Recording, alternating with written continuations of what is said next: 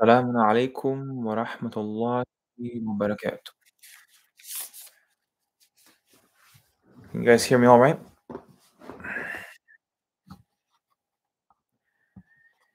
بسم الله الرحمن الرحيم. Alaikum salam, Marcus. Doing this.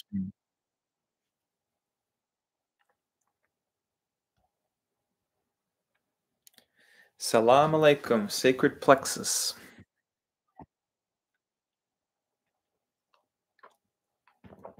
Alright. Salam alaikum. Salam, brother Carnetics. Salamun alaikum wassalam. Auntie Gogo. How you doing, brother?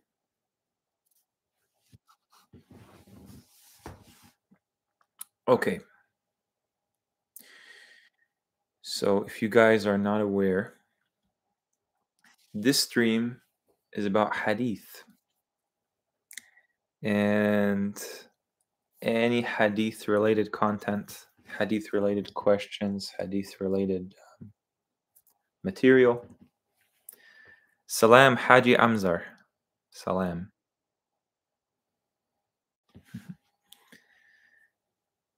Honestly, I consider the Bible hadith as well. I consider a lot of things hadith. The only difference is that it seems like the one that they have assigned to Islam today, that one is just one of the worst ones. Just absolutely insane. So, yep. Assalamu alaikum, man, de Friedens. Hope you're doing well. No worries. I've been on a recorded conversation in the past where I was also driving. It's not easy.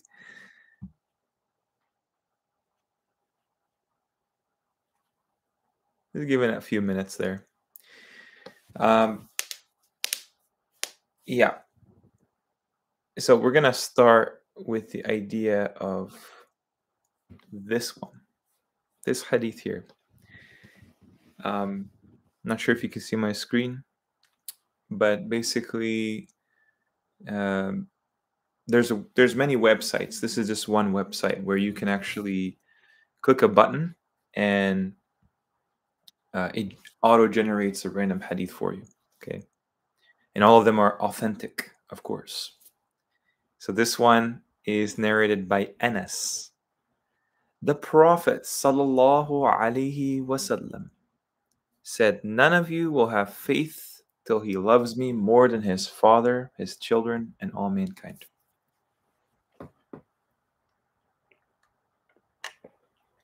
What do you guys think about that? Let me know. Because when I read that, and obviously you could say there's a context to every single hadith, but when I read that, it says, "None of you will have faith till you love the Prophet more than your father, more than your children, and more than all mankind." Well, one of the glaring, obvious, poetic inaccuracies of this hadith is the Prophet is part of mankind. So even if you were to love him more than all mankind, wouldn't that exclude him from mankind? And this is not a question of faith. There's nothing to suggest that the Prophet requires like this kind of unique, exclusive love. He doesn't require that. Allah does not demand that of you. He just demands that you obey the messenger.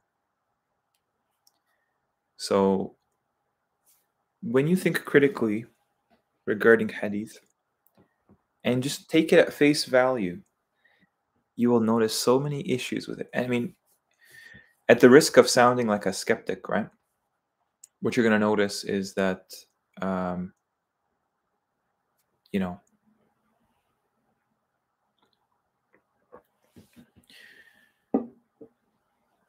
what you're going to notice is that basically it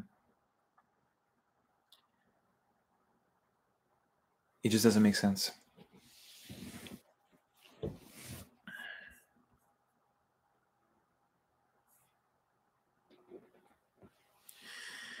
Yeah, it's a very Christian hermeneutics. The idea is like, yeah, yeah. Um,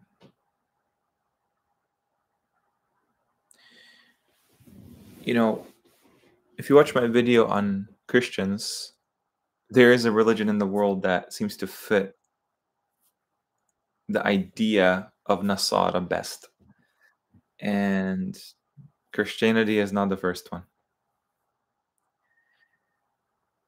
Yeah, Marcus, it didn't say love me more than Allah, but you can imagine how that can be easily misinterpreted, misapplied because of human nature. You know, And what you're going to notice is that this is clearly from human authorship. You know, like Allah does not talk in these ambiguous ways that can be misconstrued. So if it's from human authorship, how do we ever give it any significance other than just something a human wrote or a group of humans wrote? Let's look at some more here. Narrated Abu Musa, some people asked Allah's Messenger, whose Islam is the best? Notice they have to always put like brackets here as well. Because the point is not clear. See, the point is not clear. He replied, one who avoids harming the Muslims with his tongue and hands. Is that a different Islam? If you follow this, that's a different Islam to what all the other Muslims follow. How many Islams are there? It seems like they're kind of telling you that hadith is telling you that Islam is not one thing today. The Prophet said the signs of a hypocrite are three. By the way, I just read one last night that showed there are four signs of a hypocrite. So you're gonna see that basically the contradictions are so numerous. We don't even know where to start in analyzing this. How could people from among the scholars, from among the students of knowledge, from among the memorizers of hadith, how could they not even notice that there are so many contradictions just between hadith? Well, they did notice. They're just lying. That's the thing. They're lying. They're sweeping it under the rug. Now that we have the internet, we can all see plain as day, it's fraught with contradictions that you would expect from a human being. Again, look at this. Look at these brackets. It doesn't end with the Quran. They put these brackets even in their own hadith because they're not clear enough. Sure, maybe that gives you some context. But if it was really a second revelation, they believe it's a second revelation, Sunnis, wouldn't it be clear? Wouldn't it be undebatable? Let's see here.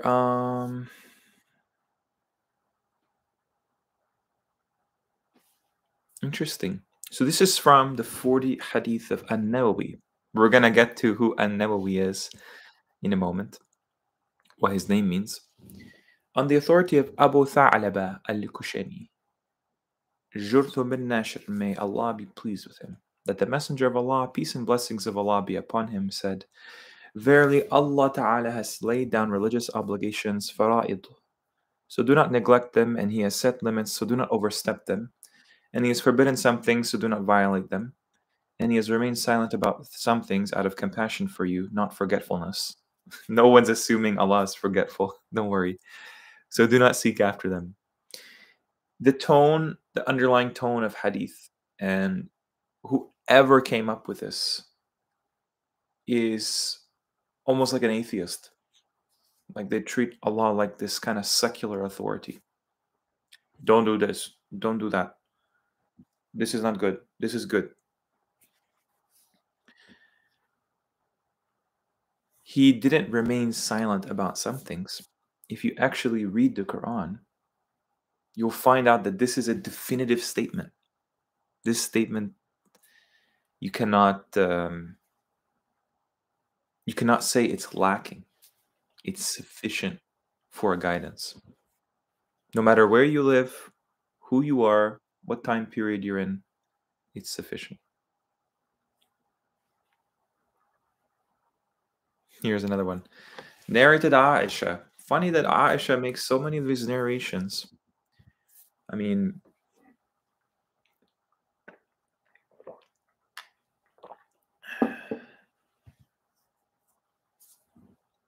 whenever Allah's Messenger ordered the Muslims to do something, he used to order them deeds which were easy for them to do.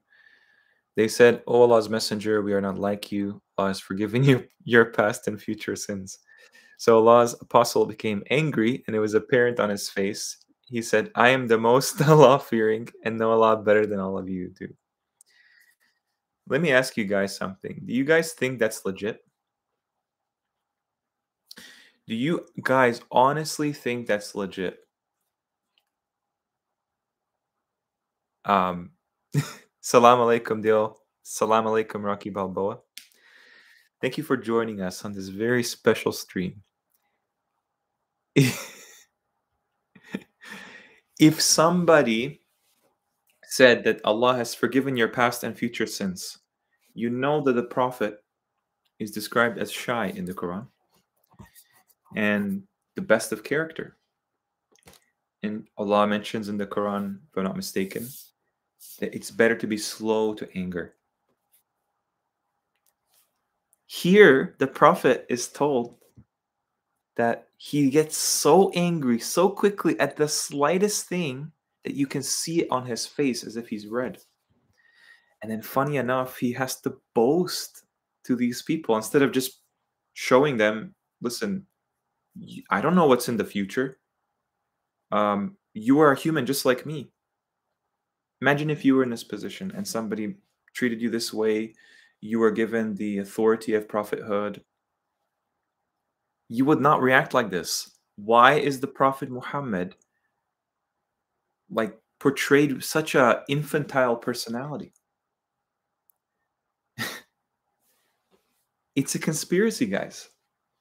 There's stuff in the Quran that mentions that alludes to the fact that, like, "O Muhammad, do not worry about them."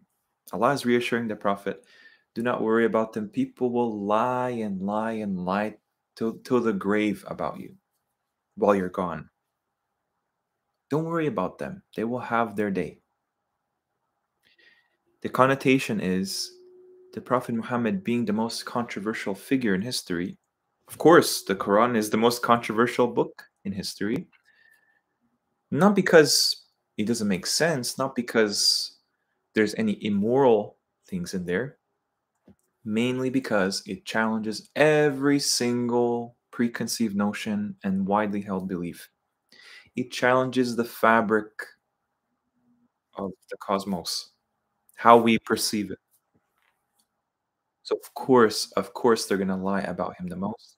Of course, they're gonna create this kind of parody of a religion around him. Let's look at a couple more and then we'll move on.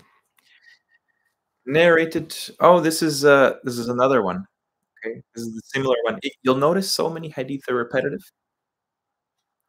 Okay, that's just redundant data, redundant information. The Quran is not like that. There is no redundant information.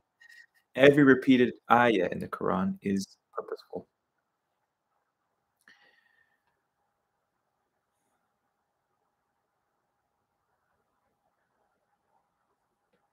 I mean, it's amazing how endless this stuff is. Seemingly endless.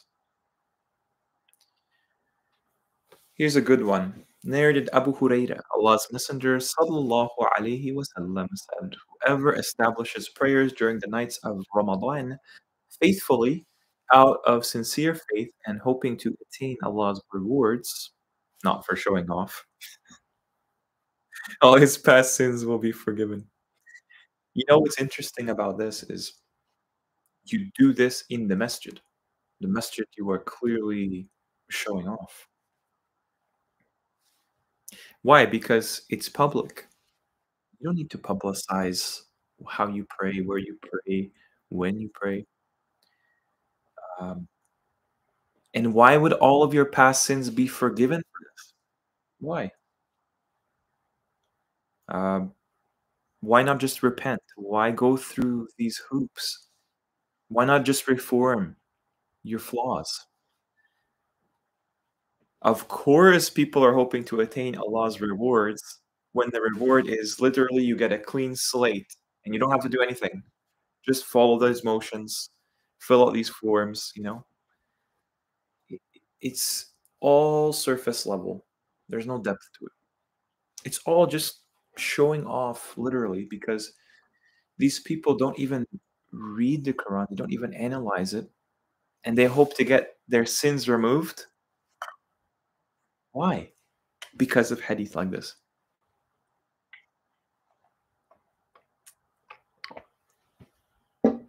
There's no faith needed when everything is explained for you. Salam level Earth.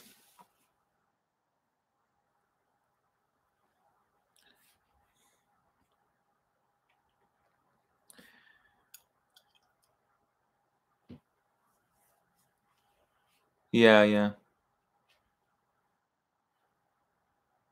Yeah, I remember the anti-Google. I saw that it says ayah, not sentence. Yeah. If you watch Muhammad from God's video, they elevate the messenger 100% blasphemous. Even this one says ayah, but the English translation is sentence. Yeah, yeah. Okay. I wanted to show you guys this thing here. This is a chart I made. Okay. Let me know what you think. Basically, I've come to the conclusion that hadith is something like so widely corrupted. I mean, if it was something legitimate back in the day, the time of the Prophet Muhammad, it certainly is not what it was back then. And clearly, this does not benefit any believer to have this material just on a stack next to the Quran. And that will be a very tall stack as well. So I've divided these categories on hadith criticism into three. So hadith verse itself, hadith verse hadith, hadith verse logic. Okay, so this is just basic premises. Allah imbued the universe with logic that mathematics is based on. You can't actually go against that. It's not using your desires because you could desire 2 plus 2 to equal 5. It will never be 5. And then the last and the most important one, obviously, hadith versus Quran. So you have revelation, then you have aql, reason, something that everyone can agree on, while the Quran is something all believers can agree on, because obviously people do not respect the authority of the Quran in this day and age.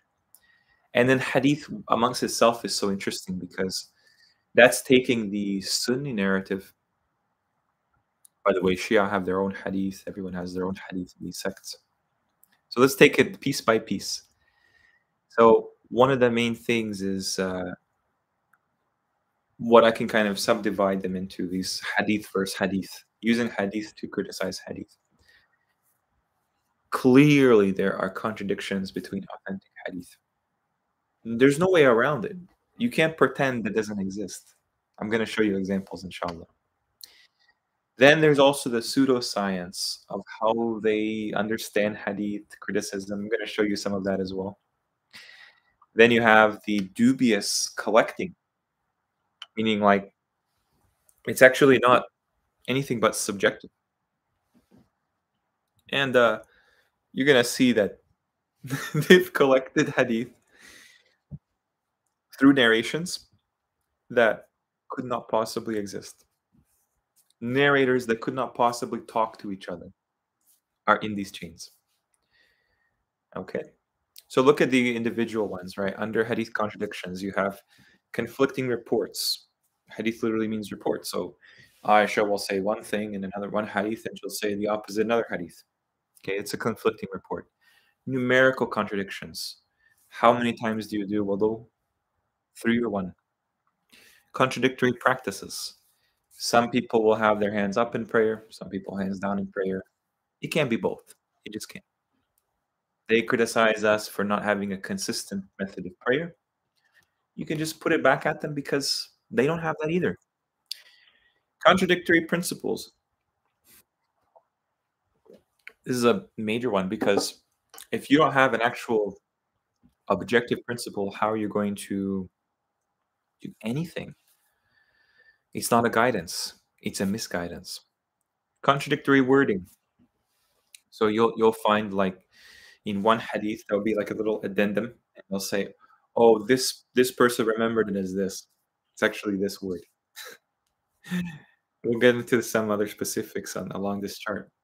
Self-refuting a hadith. There'd be some hadith where it's like the entire matan, they call the matan, like the content of it. By the end of it, it overrules what's mentioned at the beginning of it. And then contradictory explanations out of desperation. Uh, yeah, it's amazing. What's written there doesn't match what is actually in the hadith because they're explaining it away just like they do the Quran.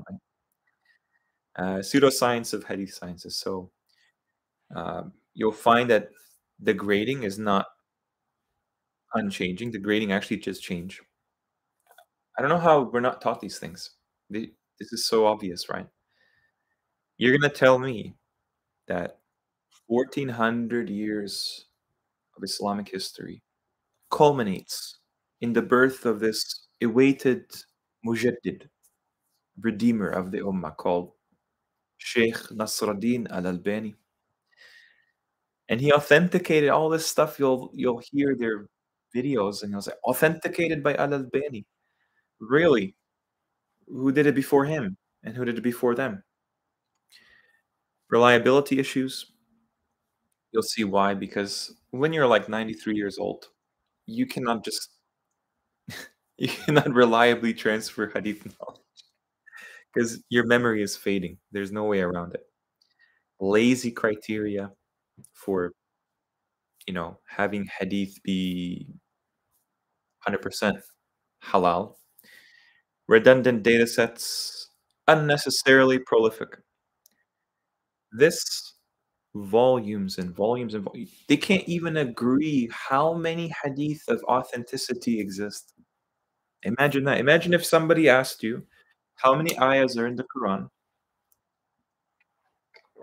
You say, I don't know, 10,000, 50,000, 4,000. Quran doesn't have this problem because it's one book. It's easy to figure that out. Non-prophetic hadith. So sometimes you'll have a hadith where Omar will be mentioning something that the Prophet said. I heard the Prophet say, this day we fast. That's not his words. You're taking it on the authority of Umar ibn al-Khattab. If he had said, Omar narrated and the Prophet said this, that's something else. But we're just getting Omar recollecting something. I think the Prophet said this is this. Is that objective? Hearsay on steroids. This does not stand up in court of law because in a court of law you have hearsay. Funny how that sounds a lot like heresy, right? Hearsay. The whole thing would collapse in any legal system because it's all hearsay, every single part of it. Or the game kids play called Chinese Whispers. I like to call it Chinese Waswesa, where you do like a game of telephone, and by the end of the circle, the message changes so much because You're putting in so many steps in that transmission that there's literally no way you can have the same message unchanged, knowing human fallibility. Dubious hadith collection. So you'll notice they will, over time, only collect hadith from their sect, sectarian bias, compiled by foreigners. This is a Persian industry. Um, Persian, Parisian, foreigner, Farangi, whatever you want to call them, whoever came up with this, they're clearly not the people that, unless they have a vested interest in destroying and tarnishing the image of the religion in the Quran. Sketchy documentation. I mean, I'm going to show you some manuscripts of that as well. Chain transmission manipulation. This is clearly the case. Mass fabrication. Everybody knows this as well. I mean, if you want to tell me, like Farid responds, if you want to tell me that hadith was not just written 200 years after the Prophet's lifetime, it was always there and it just wasn't written down. Really? Okay, so it wasn't written down. Al Bukhari, Allah bless him, he was born just a genius, memorizing hundreds of thousands of hadiths and their chains without writing a single thing. Do you know how many he excluded?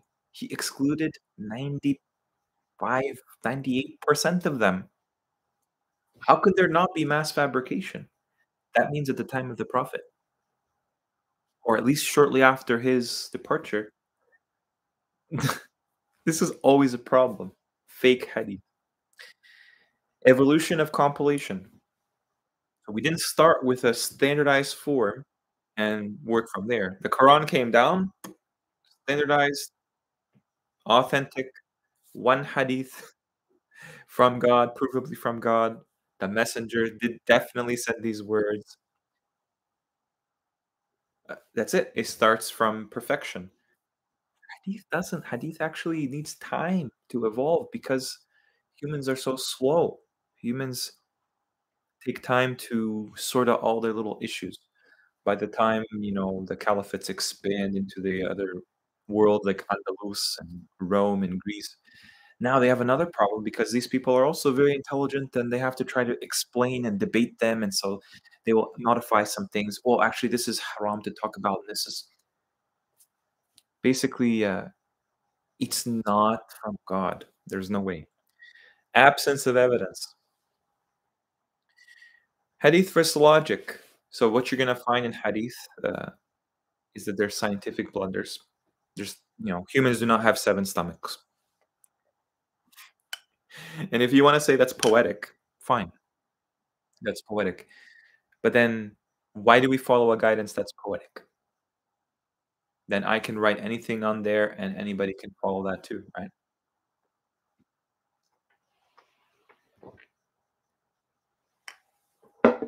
Historical incongruencies. There are events that have already happened in history that hadith was saying are going to happen near the hour. Maybe in the grand scheme of things, it is near the hour. But clearly, nobody is waiting for Constantinople to be conquered. That's already a Muslim city. And there's a political agenda for these hadith as well to, back certain dynasties and things like that. Underwhelming folk wisdom. I mean, this is stuff you would go if you go to any village in the world, you would hear more profound things than in these hadith. Implausible claims, obtuse dialogue. I mean, the Prophet will literally ask his wife, Aisha, and he'll say, like, "Oh, who's this person sitting next to you? Oh, this is so and so, and she has a question about prayer." Did she like not know what he was asking? He asked her what her name is, and this is Fulan Fulan. And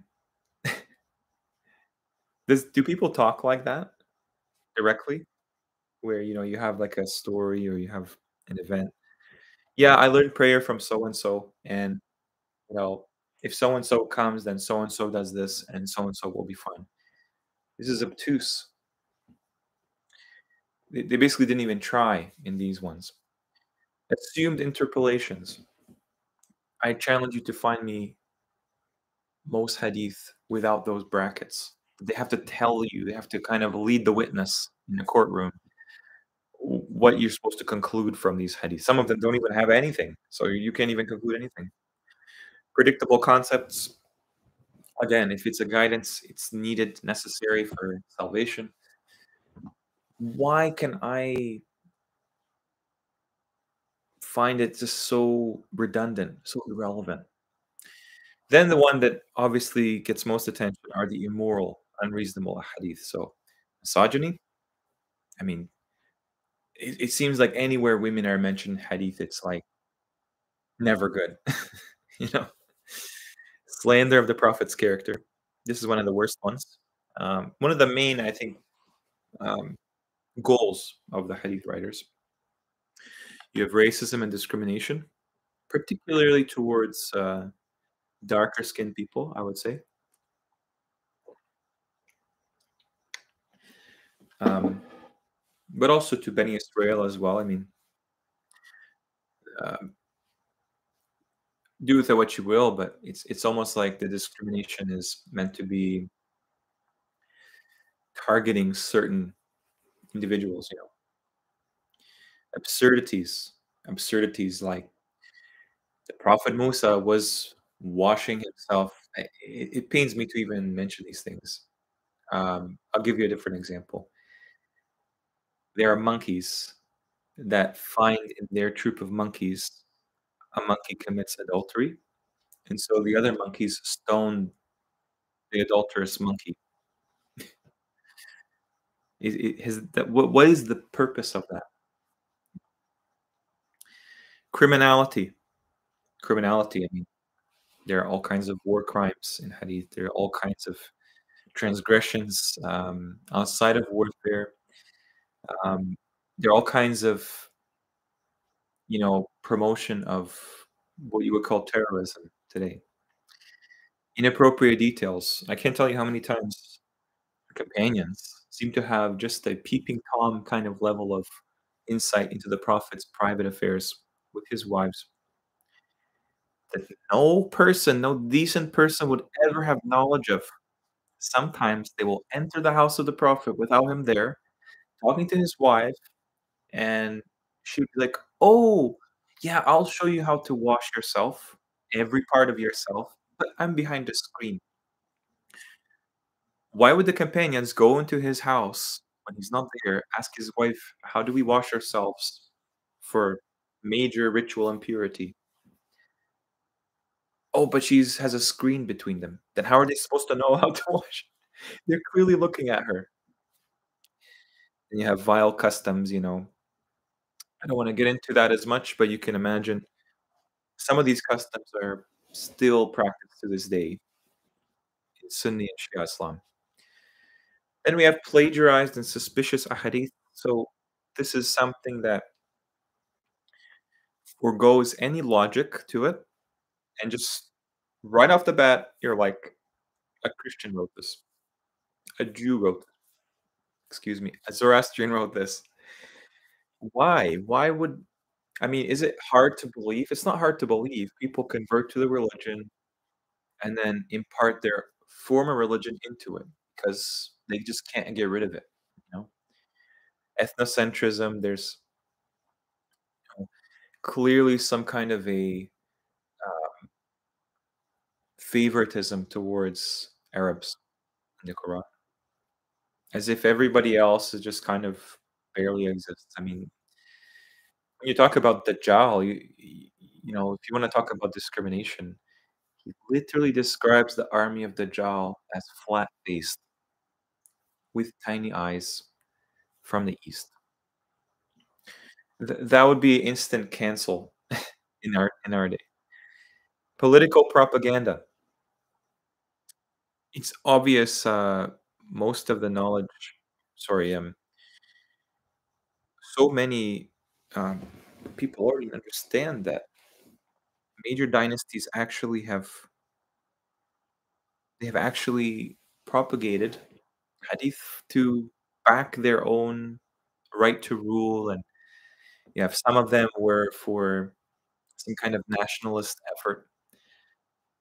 Clearly, the politics is imbued in this. That's why the Persians, the political enemies of the Arabs in official history, were the ones that wrote all the hadith. Most of enemy-fueled hadith. You have caricatures of the companions, of the wives, of the characters in the Quran, of the Prophet himself, of the other prophets, virtue signaling towards some kind of a pseudo spirituality in in the hadith. And then really the main one is hadith versus Quran, you know. You have shirk and kufr hadith that deserves its own category because this stuff is so obvious and so blatant. I really challenge people with their own monotheism to uphold these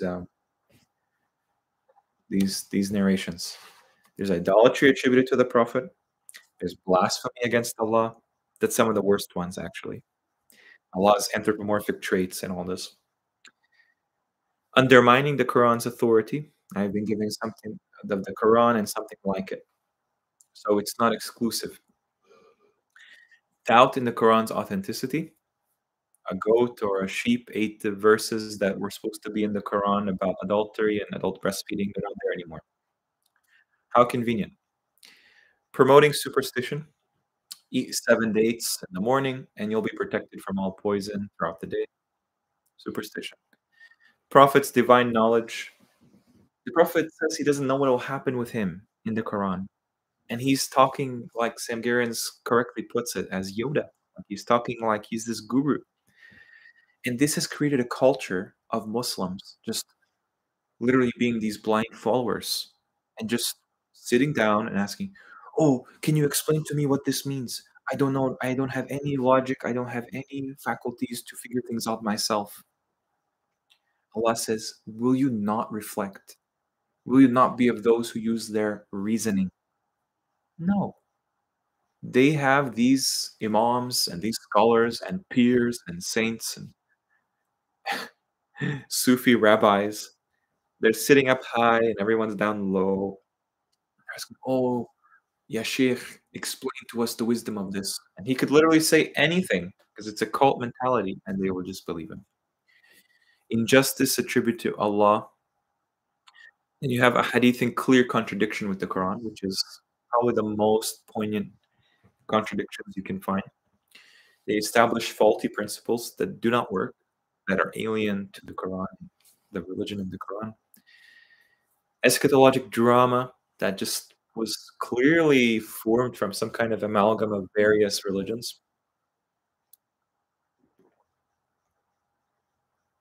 There's a profound ignorance of the hereafter. Um, mainly the 72 virgins and everything. Then you have false promises. So like if you do this, you get the reward of a house in paradise. Really, you're gonna give me a house in paradise. The day of judgment hasn't happened yet. I have still a life left to live, apparently. I'm gonna get the reward ready, as if it's guaranteed, no strings attached deal that all Muslims go to Jannah. That's how they talk. Inventing haram and halal. Basically, this is like a major, major overstepping of what Allah has revealed to suggest that you can be like God and say this is halal, this is haram. You're not allowed to wear gold as a man. You're not allowed to wear silk. You're not allowed to have gold cups or silver cups. Funny enough that the Quran directly addresses this in chapter 7. It says, "Who has forbidden the adornment of Allah? Who has forbidden it?" Allah already knows that they're going to do. Um, Forcing the consensus narrative. So basically, if you read Hadith, you get this impression that this is a very simple-minded culture in 7th century Arabia, in the middle of the desert. And they really just have little more than the clothes on their back, and they're living in huts. I mean, it really tries to force this narrative upon you. so that when you see all the wars and you see all this stuff, when you actually get to the Quran, this is where it appropriates Quranic ayat. You will say something like, "Oh, this ayah came down when the Prophet was arguing with the Jews, and this is why this ayah exists." So basically, the Quran exists simply as some kind of a safety net for hadith. Can you imagine? It should be the other way around. There would be no hadith corpus if the Quran didn't exist. Because what would it be referencing? Secular history? A hadith with no Quranic basis whatsoever. There's all kinds of things like, and this is something I want to touch on because there are Muslims that agree that there are many problematic hadith, fake hadith, authenticated wrongly. Okay, but then again, how do you know which are the ones that are from the Prophet's lips? Which of them are true, correct? There is no way to know, brothers and sisters. There's no way to know. Why? Because if it agrees with the Quran, then the Quran is the thing that told you that. So the Quran is what you follow. If it doesn't agree or disagree with the Quran, then it's just information. You can't say that this is additional knowledge, additional guidance. There's no way to confirm that. You would have to use your desires to make that distinction. Incompatible hadith, invented definitions, incomplete knowledge, irrelevant descriptions, esotericisms, human authorship, and temporal and spatial limitations. None of these things can apply to the Quran. Not at all. It's just that people don't study the Quran as it's presented. Let me just check the chat here.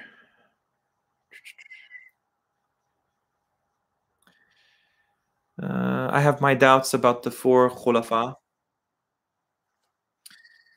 It's almost we are primed in the masjid to accept them. Yeah, I mean, and then you go to a Shia masjid, and they will completely throw them under the bus, except for Ali. I mean, that sect exists only because the Sunni sect exists. That's why their hadith came later than the Sunni hadith. Yeah, 600,000 exactly. Yeah, Anti-Gogol, I think you're talking about Omri, King Omri of the Israelites in the Bible. Very similar figure as well. Dr. Mahfouz, earnest effort. Welcome to the stream. Salam, brother, please say something about the basic differences about Quran only followers, especially Dr. Kashif Khan and others. It's like Dr. Kashif Khan, um, you know, may Allah reward all the efforts of people investigating the Quran. This is something that we should do regardless. However, I've noticed that people's desires unfortunately get in the way, their cultural context gets in the way, their gripes with traditional Sunni Islam gets in the way of their conclusions. So what you see from individuals like Dr. Kashif Khan, by the way, if you go to his, like I get it. It seems like his channel's for Pakistani Urdu speaking audience. Fine. But like he'll make a lot of claims there that really it would completely shatter any validity to the Arabic language. Like he'll say there are no roots that what would he say, like there are some roots in the Quran in Arabic. He just completely denies that. Oh no, this is the same as this one. We don't have enough knowledge to make that assumption. One pivotal claim that he makes is that somehow or another he has concluded that Masjid al-Haram is meant to be destroyed by us. And really it goes against the idea of the masjid being haram, okay? But he has interpreted that as meaning this thing shouldn't exist, and it exists in Saudi Arabia. He doesn't actually have a explanation. why he thinks it's in Saudi Arabia. And much like Sam Garance, he completely denies the ummah of the Quran from having a Masjid al-Haram, let alone nobody can really find Masjid al-Aqsa, right? But let's just leave it at Masjid al-Haram. He actually think it's our duty to destroy this place. But he believes that place is God's masjid. Doesn't that not make sense? I've read this blog post from him. Um, Clearly, this is motivated by some kind of a desire to annihilate Sunni Islam. And if being from Pakistan, I can understand the baggage that comes from that. There's so much distortion in that country from an Islamic lens. But that's not the way. That's not the way. We cannot assume at all that that place has anything to do with Al Masjid Al Haram. That's just one example.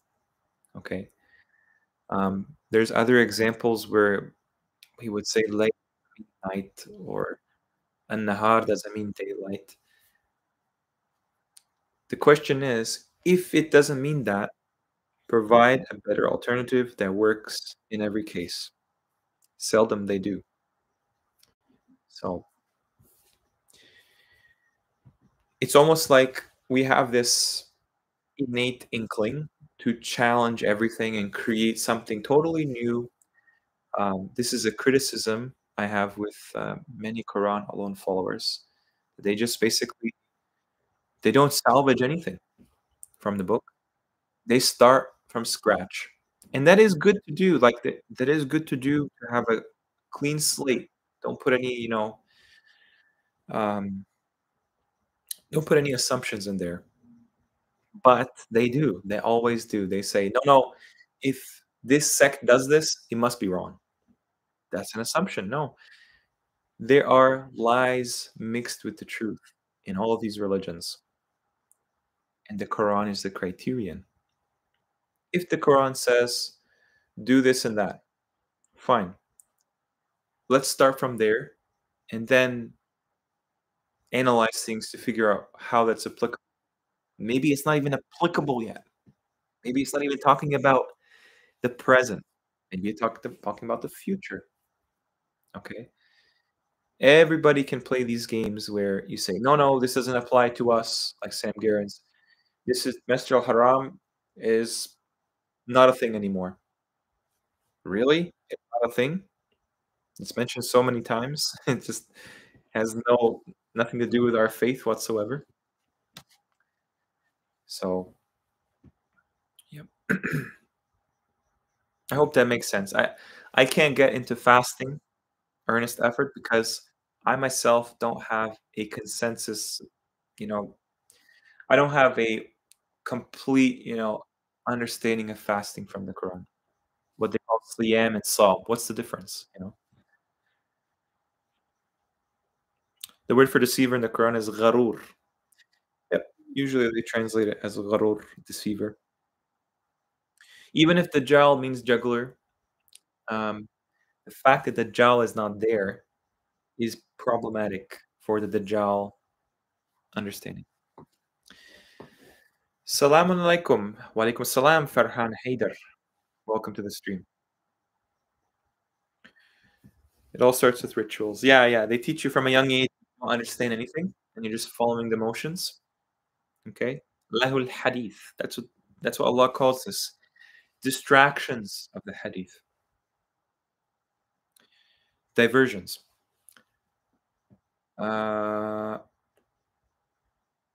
Look, brother, I just found this channel this morning, the series on Mecca. Welcome. I appreciate it. I like the way you're making paradigm shifts and the way you are exploring the Quran. Perhaps I thought you are Ahl of MQ.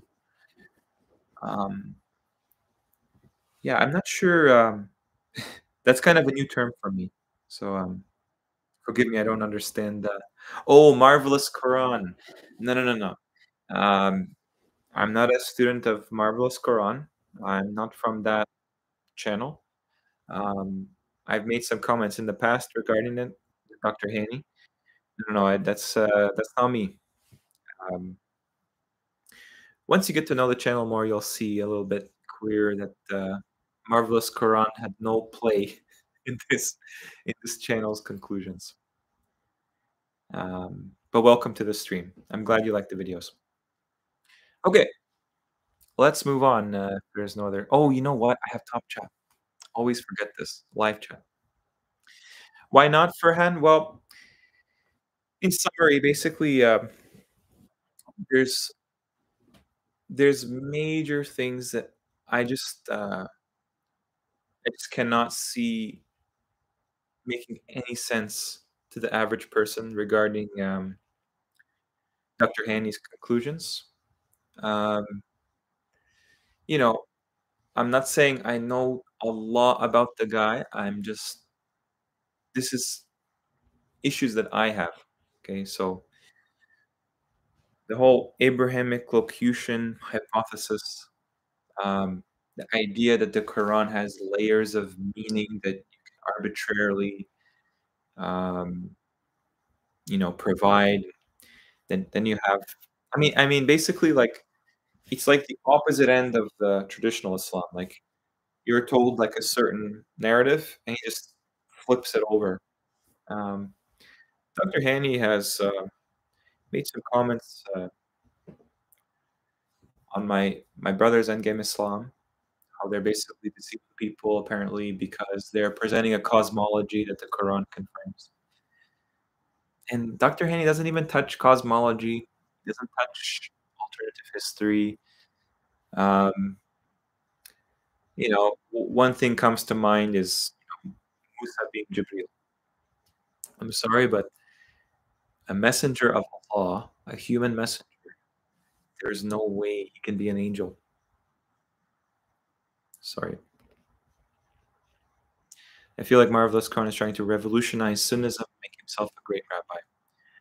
Well, I mean, people can make their own conclusions about Dr. Haney. I don't have any dog in that race whatsoever. Um, you know,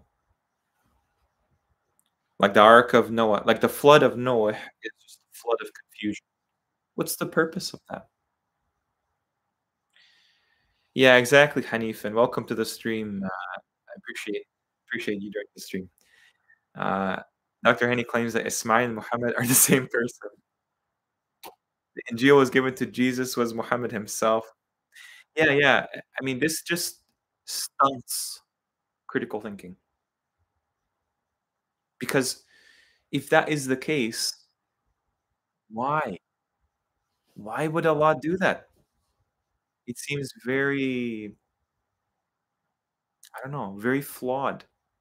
Imagine if you were going to reveal the ultimate guidance to humanity and you just the correct interpret. I mean, how do we know that by his logic that's the correct interpretation? You know, the way I see it is the Quran says "Rattil tartilan," and it's very, Oh, Farhan, don't get me wrong. I don't have a problem with him investigating the Quran. No problem. Um, but let's be honest. I wouldn't say that his findings are purely on Quranic evidence. Sometimes he will present hadith as a foundation as well. I've seen that.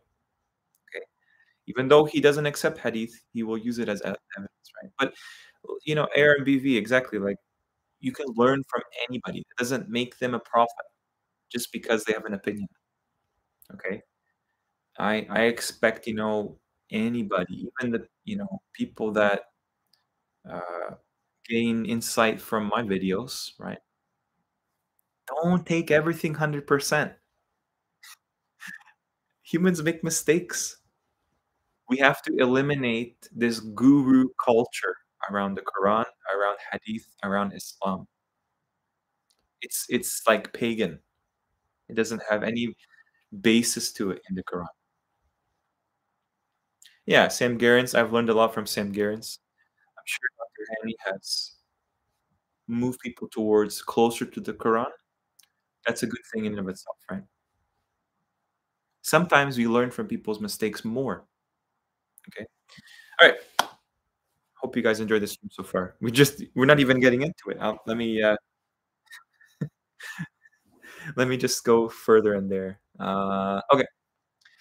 Really cool blog, Quran Talk blog. Again, I have to preface, I am not a 19er, do not agree with 19ers or Rashad Khalifa, but I can get, it's a nice segue actually, I can get information from people that follow him that is good. Just like we can get good information from Sunnis as well, from Jews, from Christians, no problem. So this chart should explain everything regarding hadith. If you want me to believe the hadith has always existed since the time of the Prophet Muhammad sallallahu alaihi wasallam, explain why there's so much rejection. The highest rejection rate I think I've ever seen with anything. And you're gonna see Bukhari memorized a lot more than 600,000 hadith. Also notice these names: Bukhari, Ibn Majah, Tirmidhi, Nisa'i. Do those sound like Arabic names? They are in Arabic, but are they Arabic names?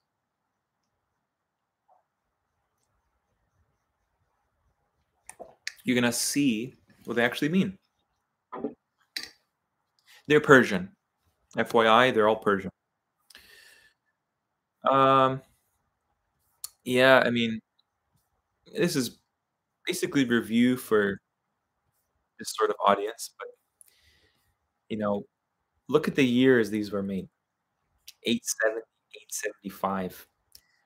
The Prophet officially is said to have died in 632. Over 200 years, almost 300 years later, this is what comes onto the scene. Doesn't that feel sketchy? Ahmed ibn Hanbal is said to have gone some 750,000 hadith. Notice, I also notice a hadith is the plural of hadith, correct? Why don't they use a hadith more? They just say hadith. It's like subconsciously the Muslim knows there's only one hadith. One. Yes, there are a hadith that does exist, but the one of importance, there's only one of them. And it just, the principle of the universe, everything can be summed down to one. One message, one messenger, one God, one religion, one book, one ummah, you know. It is a widely understood concept that there was forgeries, fabrications, all sorts of different things. And there's even hadith that mention this. Okay. Whoever ascribes to me something I never said, he shall verily occupy his abode in fire. It's from Ibn Sa'ad ibn Asakir. And it's funny because it's like, even I don't take this with any authority, but the fact that this exists tells you a lot, right? It's just common knowledge that this was a propaganda campaign. Be exclusively devoted to the Quran and diminish the annotations of Muhammad, and I am your partner. This is the words of Umar ibn al-Khattab. I'm going to show you a playlist. Umar ibn al-Khattab, Abu Bakr, Uthman ibn Affan. These caliphs, if they existed, they clearly were battling a mass fabrication campaign.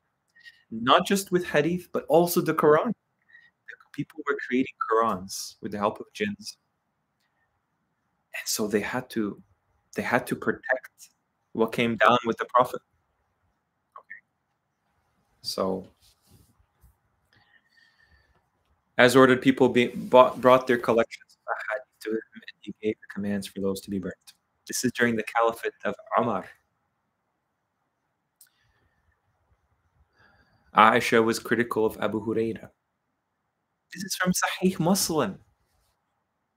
And again, they will play these mental gymnastics games where they'll say, no, it actually means something else. This doesn't mean there's a context to this. Oh, really? There's a context to it. Why don't they use context with Quranic ayat? Whatever the Allah gives you, whatever Allah and His Messenger gives you, take it. Whatever the Messenger gives you, take it. Why don't they give a context to that? They just hadith. We've given you the kitab and the hikmah. Oh, hadith. It's ludicrous. It's ludicrous. You can read this for yourself. I just wanted to introduce this idea. Clearly, there's contradictions. Hadith of the Quran. Most people understand this, right? This has been in these circles for so long. I'm sure people have a good understanding of what that is. Just showing you some good reading material if you haven't already looked at it. So one thing I wanted to show, this is interesting. Okay. If people are unaware that hadith grading changes over time, here is physical proof of that being the case. This is Sunan Abi Dawood. Okay, and this is from Sunan Abi Dawood, graded Sahih by our great scholar Al-Albani. Narrated Jabir ibn Abdullah, when the Prophet felt the need of relieving himself, he went far off where no one could see him. Amazing that this has to be like handed down the generations as a legacy of Islamic history. Okay, this is such a benign knowledge. I mean, I would intuitively know this about every person. Who would want to be seen relieving themselves? Amazing that this is put full display. Okay, remember Allah says that He transcribes down what Shaitan reveals, right? What he wishes, He inspires. It's almost like this is now in our age with the internet, made to be humiliated, right? Well, guess what? If you go to the book Sunan Abi Dawood, you'll notice a discrepancy between sunnah.com and the actual physical book. The same exact narration, and it's graded da'if. It's not even authentic. So why is sunnah.com showing as authentic? Why is Albani showing as authentic? Strange, isn't it? Yeah, I mean, these are all documented. There's no way around this. Okay. Later Muslim scholars noted that as much as 1/4 of the book's 4,485 narrations of Sunan ibn Majah are actually unreliable. Let me ask you, what's the purpose of having unreliable hadith, publishing them in a book, and just putting that on a shelf? Do we really need to know all the various myriad of ways we've gotten things wrong? This should be obvious, right? It's clearly a conspiracy. Okay. 10 million hadith of Bukhari. This is from the book in Introduction to Sahih al-Bukhari, author's biography, recensions, and manuscripts by Mustafa al-Adhami. So obviously this has some weight to it, right? It's not just any book. This is a direct quote. I heard Abu Amr, Ahmad ibn Muhammad al-Muqri. I heard Mahib ibn Sulaym. I heard Ja'far ibn Muhammad ibn al-Qattan, the Imam of Armenia. This is a place in Persia, by the way. I heard Muhammad ibn Ismail Bukhari say, I wrote from over 1,000 teachers, and from each teacher over 10,000 hadith. I remember the chain for every hadith that I know. I've never heard of Bukhari writing anything down. The way it's explained to us is that he just had it all in his head and his students wrote it down. But now it says that he didn't write this stuff down, and now it's 10,000 hadiths from each teacher for 1,000 teachers. You know, if he studied under 1,000 teachers from each over 10,000 hadith, that would mean he wrote and memorized over 10 million hadith.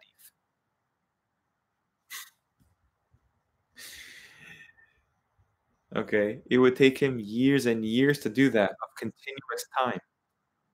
Okay, this amount of knowledge, this amount of memorizing is unfeasible.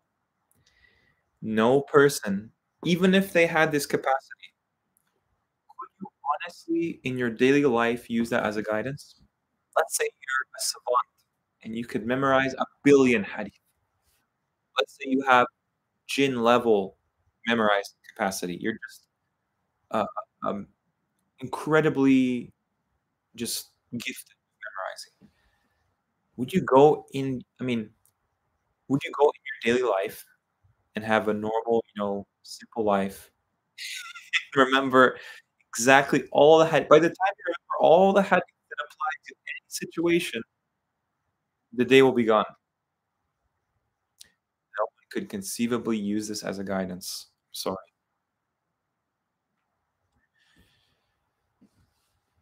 It also states on the same page, during my stay in Nishapur, that's also in Iran, I would receive letters from my relatives in Bukhara conveying their greetings. I would intend to respond to their greetings, but their names would escape me, so I never replied. However, rarely did I forget knowledge. Interesting, the person who gets 10 million hadith, 600,000 hadith, all this, and rejects all the ones that were not true. You can't even remember his relatives' names? Even I know that my relative names. How could he forget them?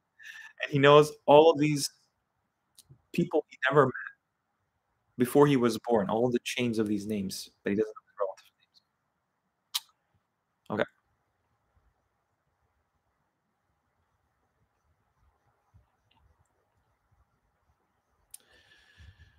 Okay. Salam alaikum. Wa alaikum salam. No. Can you explain something about the Sidq al-Muntaha? Um, yeah, I can. So obviously, I want to do this for the stream tomorrow, inshallah. But um, yeah, like basically, they've gotten the tree wrong. They can't find the tree. This tree is something very remarkable. It doesn't exist on the globe. Um, Al-Muntaha, doesn't that tell you it's at the finality, at the very utmost limit? Where is that on our earth? Why is it called a sidra? Does that sound like a tree we know of? Doesn't the sidra sound like a tree you've heard of?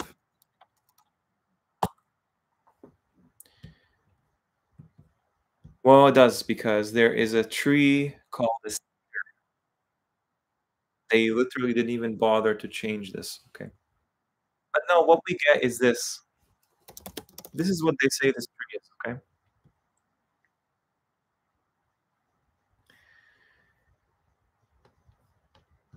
This random tree in the desert. Now remember, this tree actually survives in the desert, okay? Very poor environment. You can see the camels there. But we're told this tree is in Jannah. Clearly, Jannah is not a desert. There's no reason to believe this tree is a loped tree, whatever it's considered. What's happened over time is, if you read this article, okay, this is done. Uh, the deputy director of National Botanical Research Institute in Lucknow, India. He uses the Quran. He talks about Sabah. He talks about so many different things. He concludes that this tree is a cedar tree. Of course, that makes so much more sense given that cedar trees have been very economically impactful, culturally impactful. It's mentioned in religious texts. It's still used today all over the world. I think that basically he's correct, that what they did is, as they chopped enough of these down, they changed the name to something else, Ars. They named it Ars, which doesn't mean anything in Arabic, because of the Hebrew edits. Okay? Um, but clearly, the Germanic languages preserve something of the sound, where sidra is a cedar. Sidrat Qamat, tall stature in Persian. Just read it. These are. I've been to Lebanon, right? They call these the trees of God. Okay, and of course they call cedars something else now, but meanings change all the time. The fact of the matter is that they put this as the flag of Lebanon. This tree, a cedar tree. I wonder what tree is so significant in the Quran that they have nations putting this on their flag. Okay, so that's something. That's just an intro. Okay, that's just an intro to consider Mutaha. Oh, don't worry. Yeah. What's very most interesting is where this tree is, which maybe we can talk about tomorrow, inshallah. Ask the Sunni Shia one simple question: which hadith did Prophet Muhammad follow? Simple, right? Very simple. Salamun alaikum. Wa alaikum salam. Try to learn from everyone. It's difficult to change the indoctrination that we have subjected. One has to understand the Quran to understand the claim. Yeah, absolutely. No question. Can we say new education after the reset? It seems like there's a gap between the Prophet card. Yeah, yeah, absolutely, absolutely. There's no there's no coincidences, right? They started this in the ninth century, in the 800s. And somehow all of the scholarship that we can trace comes from the 1800s. You can see what's going on, right? Who did this? Who printed these hadith? I'm going to show you some manuscripts, inshallah. This is considered mutawatir, but mutawatir are only about 200, 400 as they claim. And you have these scholars such as Ibn Hibban and Ibn Hazm say there is no such thing as mutawatir. That's very interesting. I've never heard that. I find that very interesting. Yeah, there's no such thing as mutawatir. You know what's funny? Um, mutawatir. Do you know what's mutawatir? The crucifixion is mutawatir. This is a Christian hadith that is mutawatir. Hundreds of eyewitnesses to the crucifixion, passed down in chains, passed down in cultural tradition. The church fathers, the disciples of Christ. The Quran says he wasn't crucified. What else is a mutawatir hadith? Do you know what happened in September in the year 2001? When you see these silver birds, and these silver birds, they nobody can show any evidence that they flew into these structures in New York City. But it was a mutawatir hadith. Everyone witnessed it. Everyone was there. They heard from so and so that this happened. Mutawatir hadith didn't happen as they told us. Another mutawatir hadith. There were these people. They put in, they put on these suits that are for diving, and they just flew in some kind of vessel, 200,000 kilometers. They landed on this thing called the moon. Mutawatir hadith. That's a mutawatir hadith. We all saw it in the 60s, 69 on TV. Never happened. Mutawatir hadith is not, does not mean it's 100% true. Yep. So let's move along. So they tell us, officially the earliest manuscripts follow the Prophet's time by hundreds of years.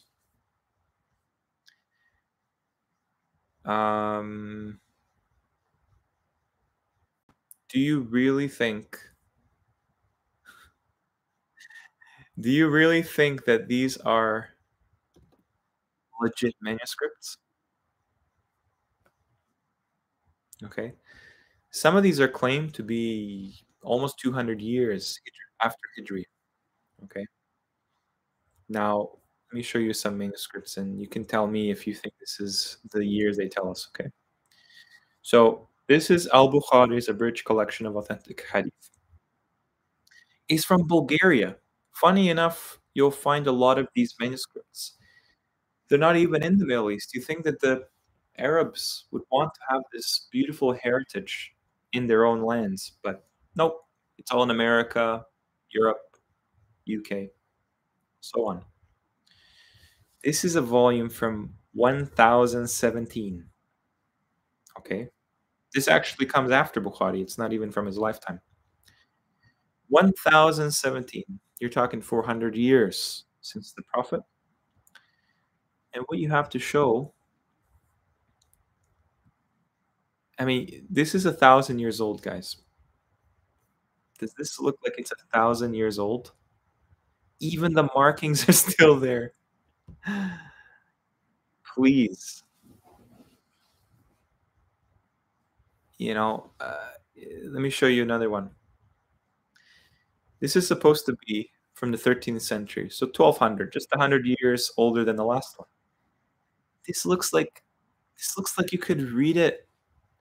This looks like 50 years old, maybe. Like, I have no idea how they can sell this off. They can sell this as, sure, it is printed, you know, like it's handwritten, but really, this is 1,000 years old, 900 years old. And it's in Sweden, of course. They're so nice. All the evil West is so nice. They preserved all the manuscripts for the Muslims. I don't understand why Sunnis don't like the West. They give them Zamzam water. They fund all their masajid. They give them all kinds of leeway into politics and give them all kinds of benefits. They allow their nations, after they bomb them, of course, they allow their people to come to their lands for work, for a better life. They facilitate the Abrahamic Accords. They preserve all the Quranic manuscripts, all of their Hadith manuscripts, all the Islamic books. Why would they do that? Are they just nice? Or is there a hidden motive? Yeah, basically, you can look at this for yourself. The Prophet is described as several people in the Quran because he is giving advice. He is giving like a totally different side to him depending which hadith you look at. That's why the Quran says, which hadith after this will you believe in? The Quran alludes to the fact that hadith will be a fitna around the Quran. They even called it hadith, guys. They could have called it anything. They could have called it riwayat. That's one of the words for this body of work. But they don't. It's just called hadith.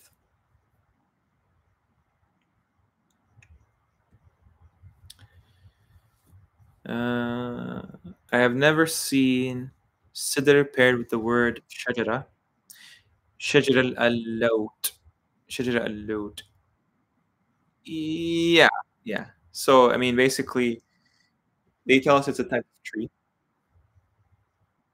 And it makes sense it's a type of tree. I mean, we can debate, what it is, but uh, I believe it's a tree. See, this is my thing is if there's a better explanation, I'm all ears. But I'm okay that basically, it's a tree. No problem. Are not some kind of tree that exists somewhere hidden. You are that shajara, but which shajar? I'm not sure what you mean there. Shajara is usually understood as a tree. This is the problem with esotericizing the Quran is You can make anything once you throw out any rules, objective rules. There's a blog alleging Salam soaring bird. There's a blog alleging Bukhari was actually Johann Ludwig John Louis Burckhardt. Yeah, yeah. So let me show you guys this. I'm glad you brought that up. I didn't want to bring that up, but well, I think it's I think we made it well, right? So John Burckhardt, Johann Burckhardt, this family is still active. Okay, they're a Swiss family, and they're associated with the Teutonic Order, knights. Okay, they're Orientalists. They're associated with the Royal Society. This man, who cosplays as an Arab in his time, entered the Middle East, somehow discovered Petra, discovered Abu Simbel in Egypt, these complexes of ancient history, apparently, that nobody before them was able to figure out before he came into the scene. He also styled himself as an imam, and let me just show you some examples here, okay? The Burckhardt family.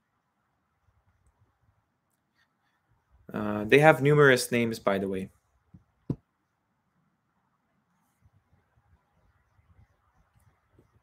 Johann. There he is.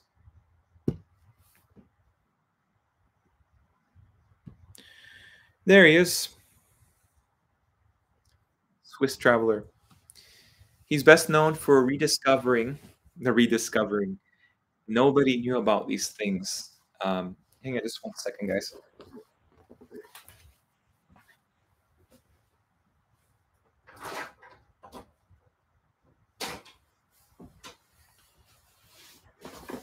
There we go.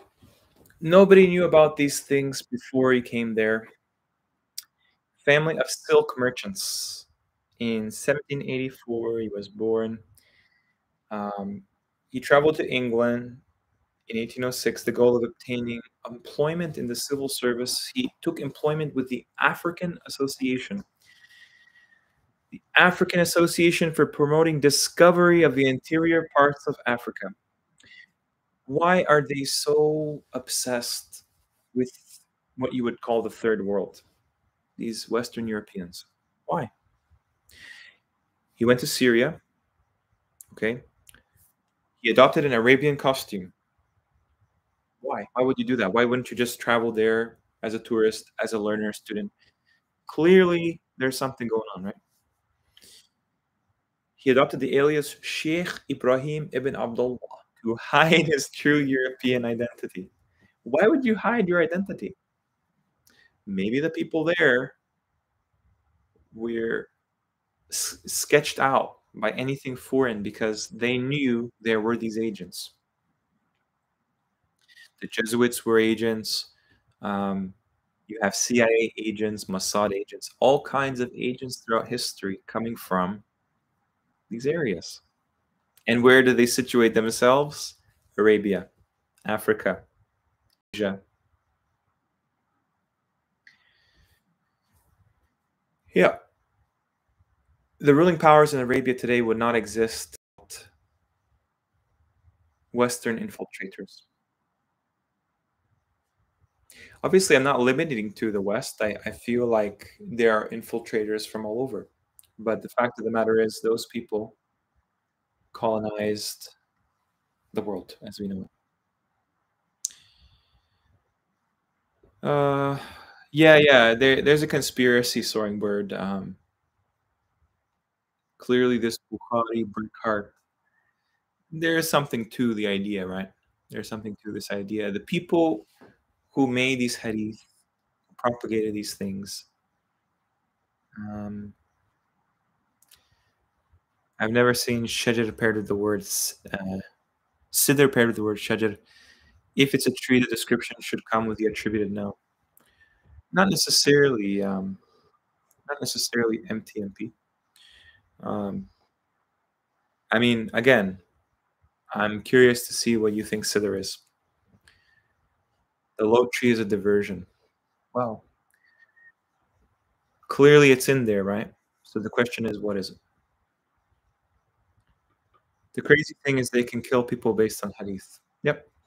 Ibn Taymiyyah is alleged to have said, if you don't raise your hands in the prayer, you can kill that person. 600,000 hadith is a legend. We should stop using the arguments, but yes, too much. Well, it's anyone's guess, pirate, what it is, because it's clearly too much for human capacity. More than one is too much, exactly. Either Bukhari was paid or he had too much time with the shayateens. Yeah, yes, Marcus. I mean, it just clicks, doesn't it? Sidr, cedar. I mean, it doesn't sound. They tell us the etymology of cedar is kedros from Greek, and somehow it became cedar. You see, it's a different sound. It's a fake etymology. We know Arabic is the foundation of all languages, so it makes sense. It comes from. All right. Yeah. So you have these hadith generators. Okay.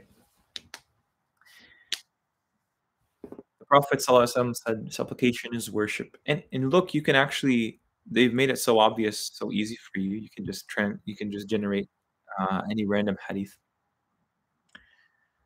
Let me see here. Abu Zubayr reported that he heard Jabir bin Abdullah saying, "That's your number one problem here is you hear what someone else heard. You don't even get first-hand knowledge."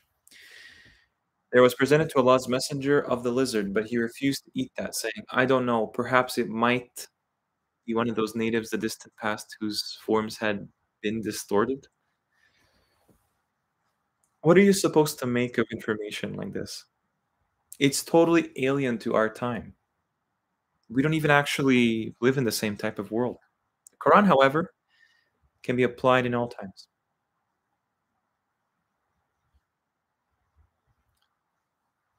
A woman got into hellfire because of a cat whom she had tied, and thus it could not eat, and she did not let it free, so that it could devour the vermin of the earth until it died.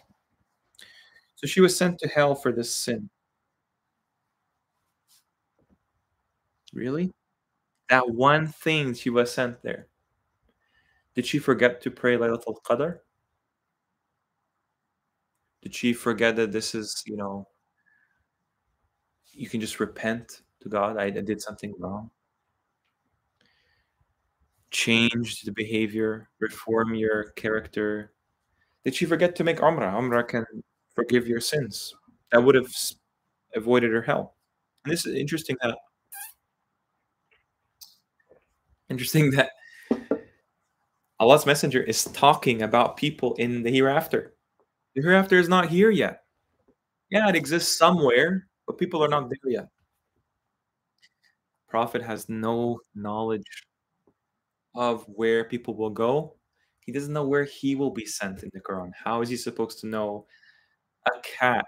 Animal cruelty is what sends some woman into hellfire.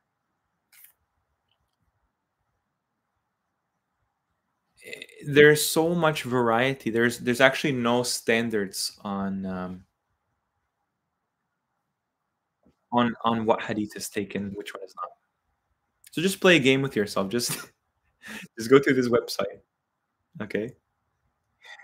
I mean, and try to spot the kufr, spot the shirk, spot the inconsistency, spot the double standard. There's a million ways you can just find things wrong. Aisha reported if a company of Muslims numbering 100, not 99, not 101, not 102, 100, pray over a dead person, all of them interceding for him, their intercession for him will be accepted. Says who? Allah told us very clearly, here are your intercessors. Let them intercede for you. They're right there. Guess what the intercessors will say on the day of judgment? I did not know these people who called upon me and asked for my intercession. This is alien to the Quran, alien to Islam. Allah is the only one with the power to do whatever he wants with salvation, damnation. No human has that power. God even gave us a real-time account of actual saying of what Muhammad directly had to say his people at his time. Yeah, that's a very good point. And what's so amazing is he didn't even put old Muhammad in there. It would apply to him as it applies to us. He's literally a model for us in the Quran more than Hadith, because in Hadith, that's based on his time-bound life. Here in the Quran, those words echo in eternity. And every person, every believer can be following in the Prophet's model in the Quran. SubhanAllah. Great website, quransmessage.com. Forewarning you, there's some graphic content that I don't want to show, obviously, because it's very vile. But these are just some contradictions and some crude hadith that they will never show to somebody they're giving dawah to, right? Narrated Ibn Abbas, the Prophet performed ablution by washing the body parts only twice. Abdullah bin Zayd, same book, same Bukhari hadith, right? The Prophet performed ablution by washing the body parts twice. Same book, Abdullah bin Zayd, same narrator. Once Allah's apostle came to us, we brought out water for him as a brass pot. He washed his face thrice and thrice twice, and he passed his wet hands lightly over the head from front to rear and brought them front again and washed his feet up to the ankles. Which is, it can't be all of the above. If it's all okay, then this information is not important. It's not essential. It's redundant. It's irrelevant how you it's irrelevant how you do this, right? Like Allah did not even discuss this. He discussed something else. Okay? It's not even called wudu in the Quran. Allah says when you approach as-salati, approach toward as-salati. That's not poetic. That's a physical thing. You approach towards a destination, right? Prophet being showed to make crude comparisons. Anas ibn Malik. Allah's apostle said, you should listen to and obey your ruler, even if he was an Ethiopian black slave whose head looks like a raisin. Is that really the character of a messenger of God? You wouldn't catch anyone alive doing this professionally in their line of work. If they did, that would be the end of their profession. When the adhan for the prayer is pronounced, Shaitan takes to his heels passing wind, farting, so that he may not hear the adhan, and when the muezzin finishes, he comes back. And when the iqama is pronounced, he again takes to the heels, and when it finishes, he again comes back and continues reminding the praying person of things that he used not to remember when not in prayer, till he forgets how much he has prayed. If any one of you has such a thing, forgetting the number of raka'at he has prayed, he should perform 2 prostrations of sahu while you forgot how much raka'at you did. So do more raka'at. Ridiculous. They make shaitan like this pesky little creature. But Allah tells him he is a formidable enemy. That's not giving him clout. That's just making you mindful of how much he has inserted himself into our affairs. A clear enemy, shaitan. He's not this little pest you can just dua away. The Prophet heard a man reciting Quran in the mosque and said, may Allah bestow his mercy on him as he has reminded me of such and such verses. This is problematic, right? Because he is the vessel by which the Quran entered our world.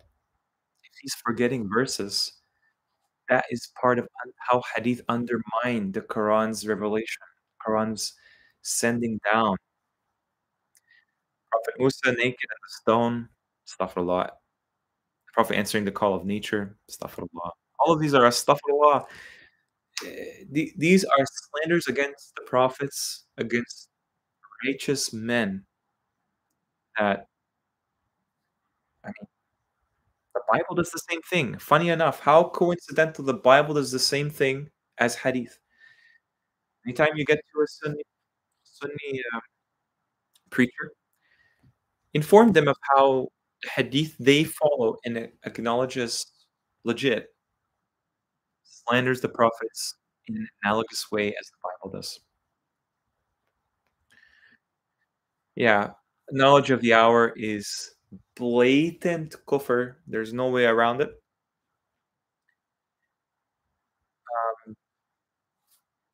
Clearly, the Quran says no one has knowledge of the hour except Allah.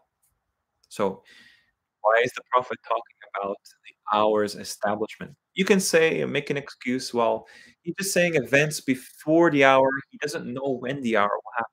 Fine. But clearly, if the Prophet of God knew the Quran is very clear on this concept, he would make that clear every chance he gets. O people of Medina, no one knows the hour, not I, not angels, not you, only Allah. And then he would discuss things if he had knowledge of it. Okay. Um, yeah, there's so much here. Juraj. Interesting name, Juraj. I've never seen a person with this name in the Arabic world today.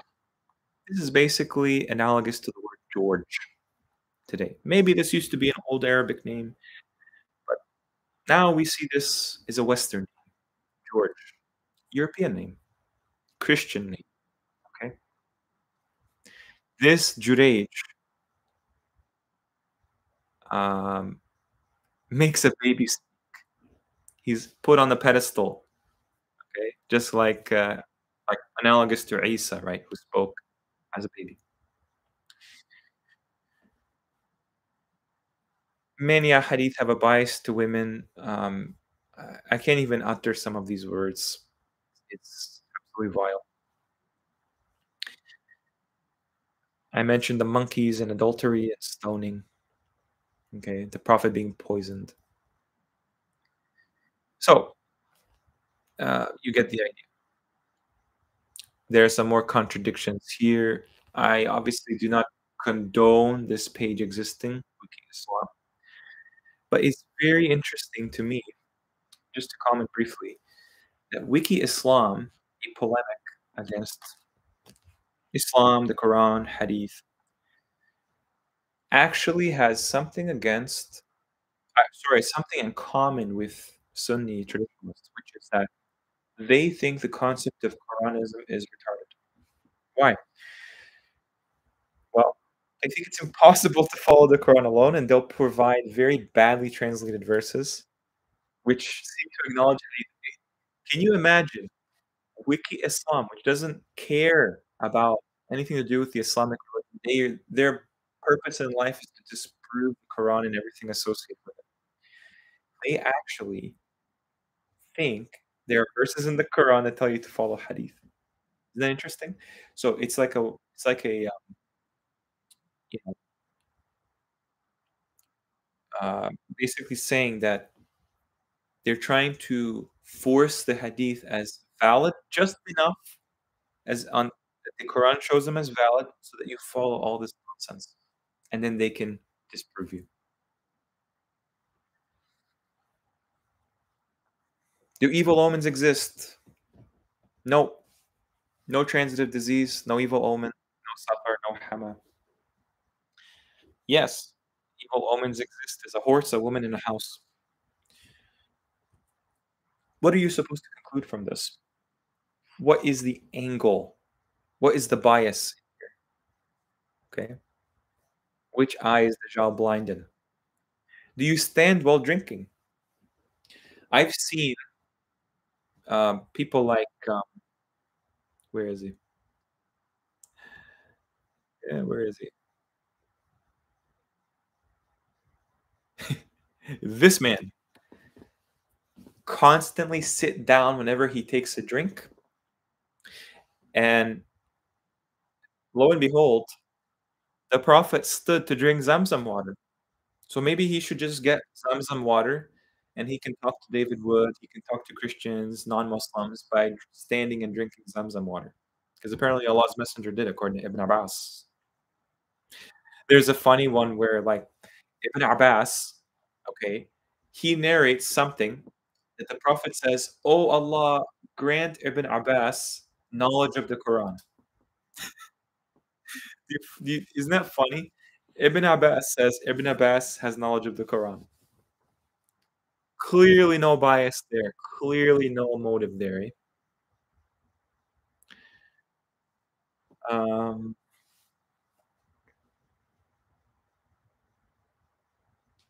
yeah, I know MTMP. There are words that come with shajar. No question, because Zaqqum itself is not a type of tree. It's a place. So it's a place that has a specific tree. Yeah, I know. Zamzam water is blessed. Yeah, yeah. If you watch Mecca Part 2, you'll know that Zamzam water is seawater. It's treated seawater. This is embarrassing that they market this. There's no way that little tiny well can accommodate billions of Muslims. Yeah, yeah. The Book of God, listen, the Book of God is specific for sure, but it's also not redundant. If Allah doesn't need to say it's a tree and He knows that people understand it's a tree, why would He say this is a tree of a palm or whatever? No, you just put the word for palm in there. I don't believe it's a palm, but that's how they translate it. It's sufficient because us humans would do something like that, but Allah in His knowledge, He knows. I have given you all the tools. You just need to do some work. He wants us to do the work as well. But He freely gave this available to us. We're not using it as an ummah. Juraj, yeah, interesting. What do you think about 2530? The messenger has cried, "Oh my Lord, my people have indeed received this Quran." Think like this is something that you can take to the bank. Is something the messenger said. Now, what's interesting about the Quran, the authorship of the Quran is from God. So, um, look, when Allah's speaking, He is outside of time and space. So when He says something to us and it's in past tense, that doesn't mean it happened by our perspective. To Him, everything's happened. He's outside of time. He knows the akhirah. He sees all the possibilities, everything how it will play out. So this could be something in the future. I actually think it's more likely in the future because most people interpret this to be on the Day of Judgment. Hence why the Prophet Muhammad is invoked. The Messenger has said, "My people have taken this Quran as a thing abandoned.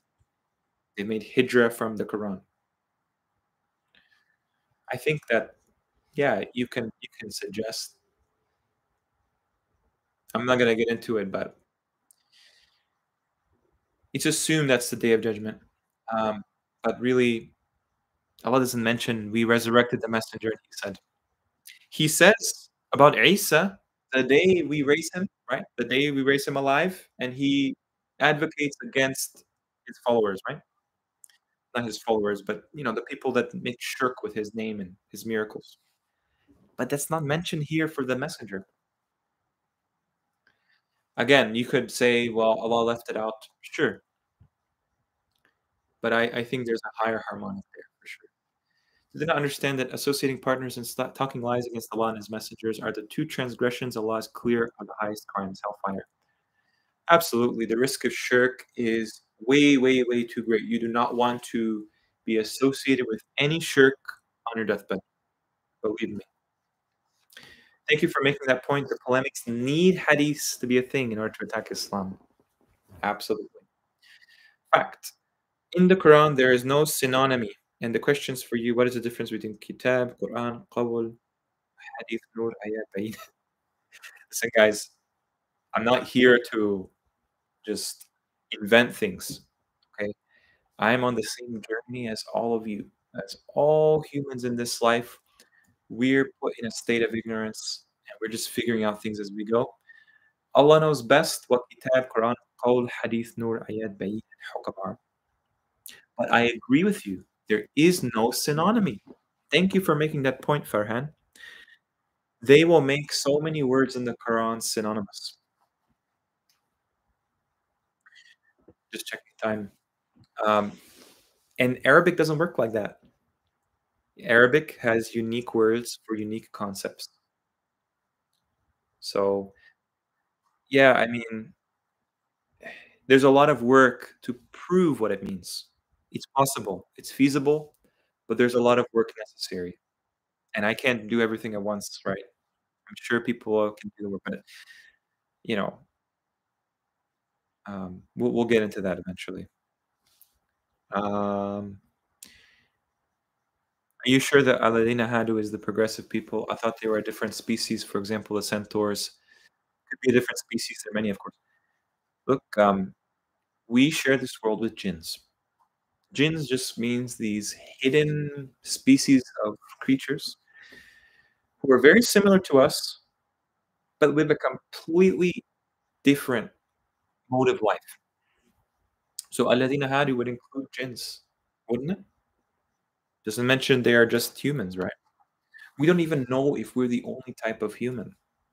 Yes, there's Bani Adam, but what about all the other civilizations? Bani Adam are something of a novelty in creation. Iblis pre-exists Bani Adam. They're clearly civilizations, species with free will before Bani Adam. Um, if they're different species, I'm all ears. I do believe there are different species in the Quran. So who they are, that's anyone's guess. What the words are, not sure. Maybe a lot of the animals mentioned in the Quran are actually different intelligent species. I don't know.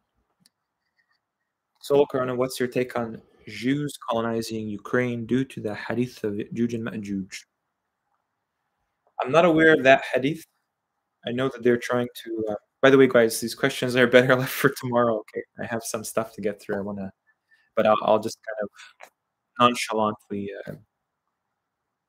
attempt to answer. But yeah, it's very possible. I mean, people have been talking about this recently about colonizing Ukraine after they, start this reset and they move the Middle East into a secular phase and then they move the West into a religious phase. The chessboard pieces are definitely moving. I'm not sure though of Juj and Juj. Maybe what you're referring to is they're going back to their actual homeland. And so Yajuj and Majuj will be released because Bani Israel have to go back. This is all based on the assumption that Jews are exclusively Bani Israel and the Holy Land is on our maps. I don't believe the Holy Land is on our maps. So this is just one of the ways that they play around. One of the ways they play around with us. You know, they're trying to hasten the hour, guys. How are they going to hasten the hour if they don't have some kind of backstory to convince you that it's right around the corner? It is right around the corner, but these people are actually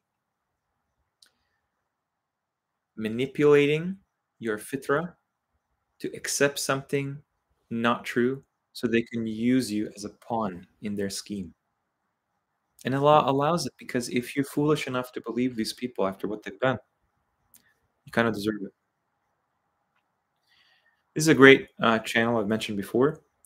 And in this video, he shows you all the hadith references, Bukhari, what number, what it says, and he shows you from the Quran why that's not the case. He shows you from reality why these hadith are actually not factual at all. It's a really, really good video. I recommend. Obviously, it has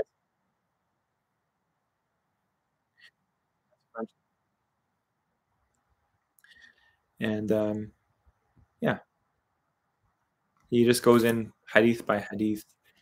You can check it out. Okay. There's another great video I've mentioned before. This is a scholar locked up in Saudi prison. And he has a library where he mentions basically that the companions of the Prophet Muhammad are the ones that um, most of these hadith come from, allegedly.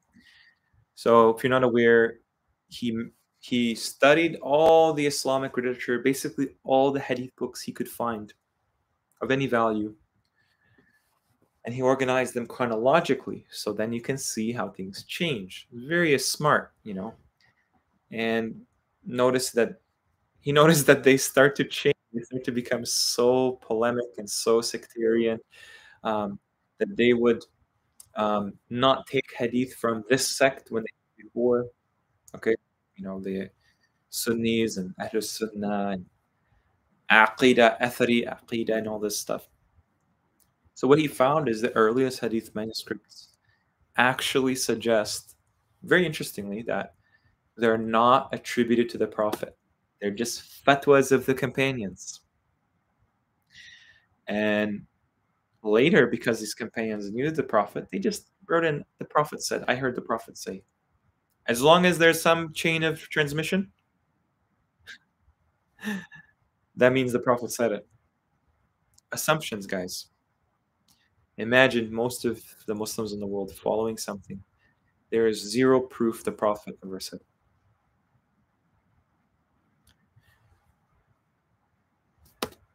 Hence, in Abdul Razzaq's Musannaf, which predates Bukhari, you'll find the ma'ruf hadiths to the Prophet are about 10% of the narrations, and the rest are just athar, sayings.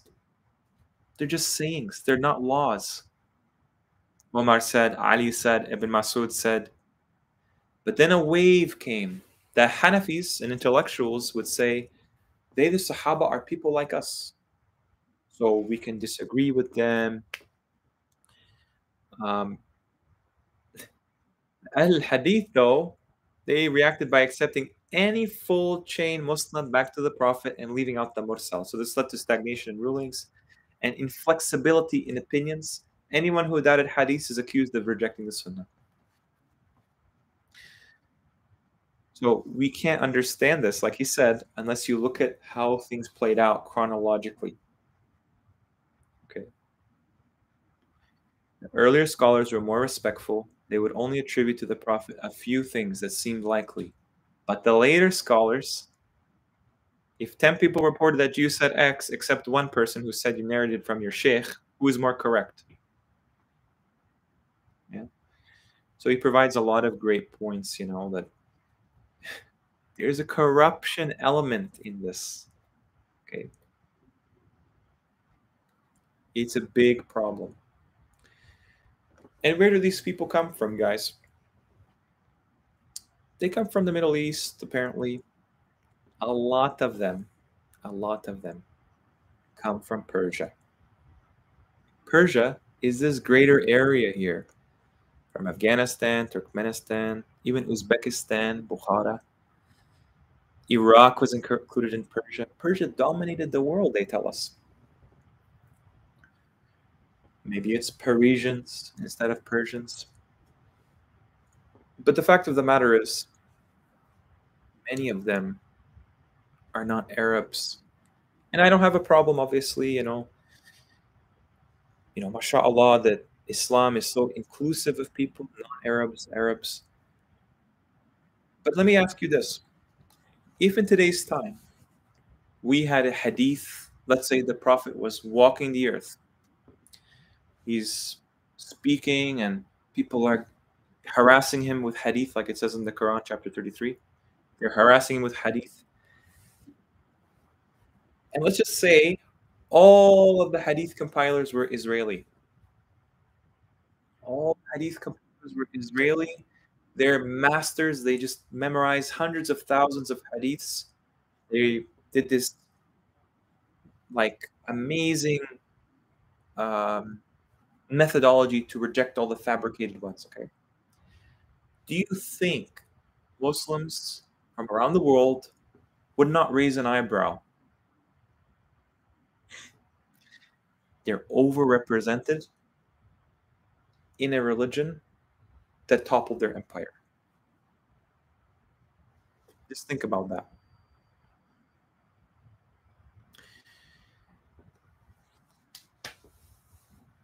There's a non-Muslim English-speaking woman who's interested in the Quran, but I know there's lots of verses that hurt women with their translations. Is there a channel that can explain it to them? Brother Sam, uh, just go to where is it? Basically, this has been discussed many times, like even by Sunnis as well. The Quran doesn't actually have anything against women. In fact, much the opposite. It shows women to be competent individuals, being that they are half the human race, roughly, that they are basically half the human species, that they're entitled to the same rewards and much of the same responsibilities that men have. You even have a competent ruler in the Quran as a woman, the Queen of Sheba. Salamun alaikum, wa alaikum salam, al-ma'alam. So if hadith are not valid as law, what about the punishment in the grave and the question regarding 5 prayers? Yeah, you won't find those 5 prayers in the Quran. Number 1. You'll find salat. If you watch my other live streams, particularly live stream episode 1, you'll find that the translation for salat is ambiguous because they can't explain it as prayer in all cases. Punishment of the grave, you can find these information very widely available. The work has been done for this. Okay. Anyway, can you please tell me the difference if you agree on the fact? Well, here's the thing is I'm just going to tell you something that's my opinion. I can't say it's valid, It's just an opinion. Okay.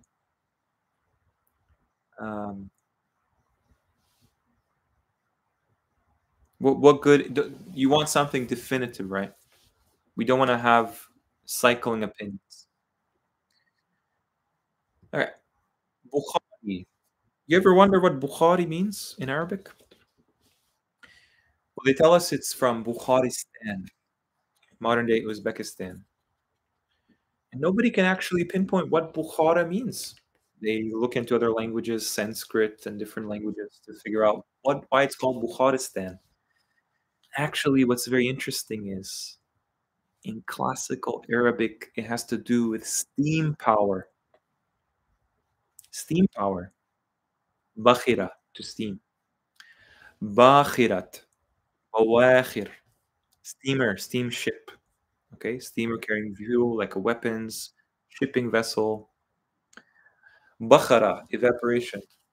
Bakhur, everyone knows bakhur is incense, right? Something that exudes a vapor or some kind of scented smoke-like aroma, emanation, fumes.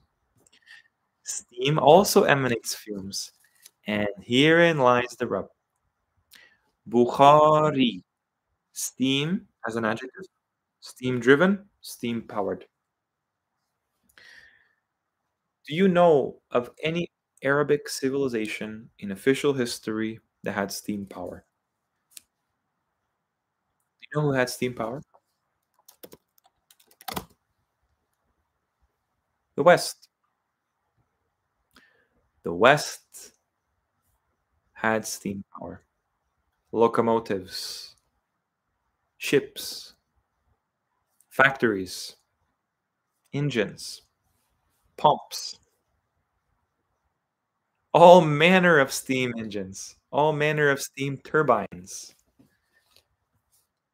And this is strangely around the time where these people like Burckhardt were entering the Middle East, 1800s. I have to wonder, why is the foremost hadith corpus named after this concept of steam power? You really have to wonder. That's what it means in Arabic, strangely enough.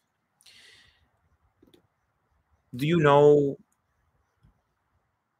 what legacy steam power has in the Middle East?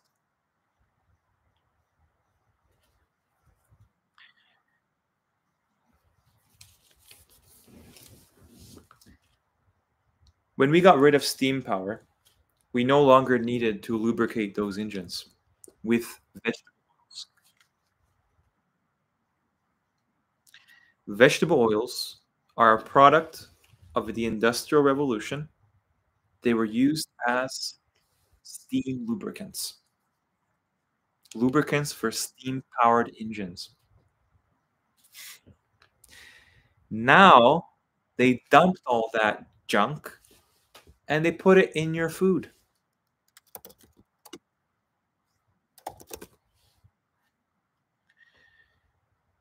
All of this, all of these dishes, all of this street food, particularly in the less developed nations, are made with oils. They're cooked in oils that are not for human consumption.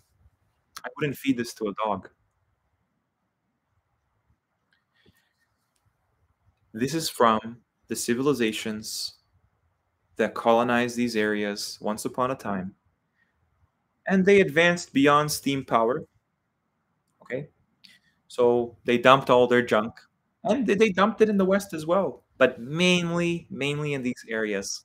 Why? Because it's cheap now. It used to be very expensive. They have abandoned natural fats. This is a bit of a side segue, but Bukhari made this culture possible. Now, yeah, Sam, I was stating the official history, right?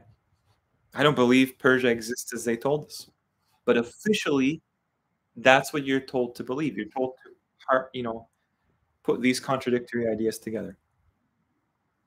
Bukhari is giving you the legacy of Bukhari. He's giving people atherosclerosis and heart disease all over the world because they told you it's actually healthy. They're scholars, they're secular scholars, they're authentic hadith in science. See, it doesn't just end in religion, it's in science as well. Told you this is good for your heart. This rancid liquid that's not even human food is good for you. So that brings us to the next iteration. And you can see the word on the screen. This is Nawawi. Nawawi. Imam Nawawi. Another Persian, if I'm not mistaken. Yeah, I think he's Persian. Let's go into here. Imam Nawawi. Syrian. I stand corrected. Syrian. This Syrian Hadith scholar, Shafi'ite Sunni scholar, his name means nuclear, the nuclear age, nuclear weapons, nuclear testing, nuclear energy, nuclear radiation, nuclear family. The word for DNA in Arabic uses this root, nawawi. This is the word nawawi, nuclear. Nuclear power, nuclear physics.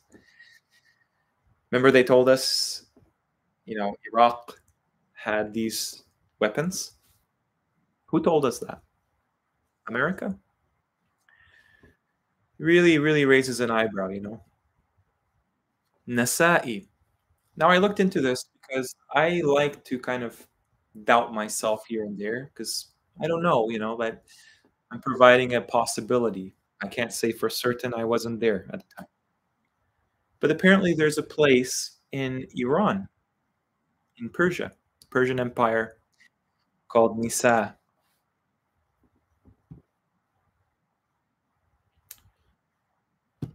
Today it's in Turkmenistan. This is where the famous scholar Nasa'i is from. Look how it's spelled in Greek. Nisus, Nisa, Nisa, Nisayon. Okay. And funny enough, if you go to where is it? scholar. I'll put his name in.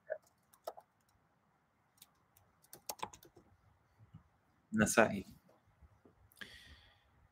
If you go to Arabic, they say his name comes from the city of NASA. We know what NASA is, okay? NASA is another scam. But let's just go to Arabic. This is the page in Arabic for An-Nisa'i, and you translate that to English. What do you get here?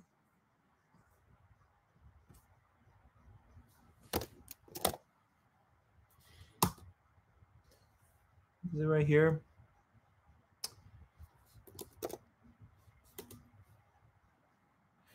No, it's not this one.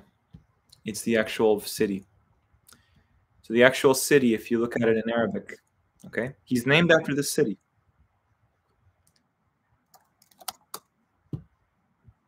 One sec here.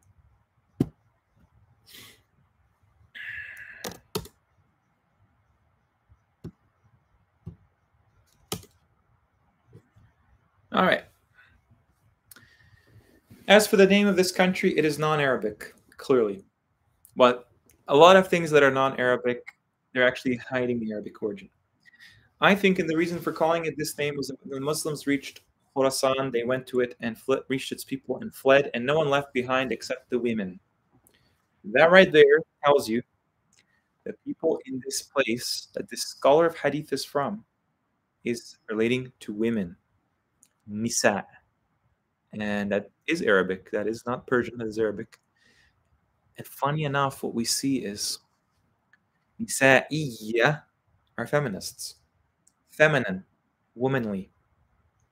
Imagine if you called your scholar the feminine scholar, knowing he's a man. Imagine if you called him a feminist scholar. Niswiya, nisa'i. It's right there. Feminist. The feminist movement in Arabic is called nisa'i. Al-harakat al-nisa'iyya. Where did this movement come from? Where is it prominent today? Where do Muslims tell you now, Sunni Muslims tell you where this movement exists? In the West.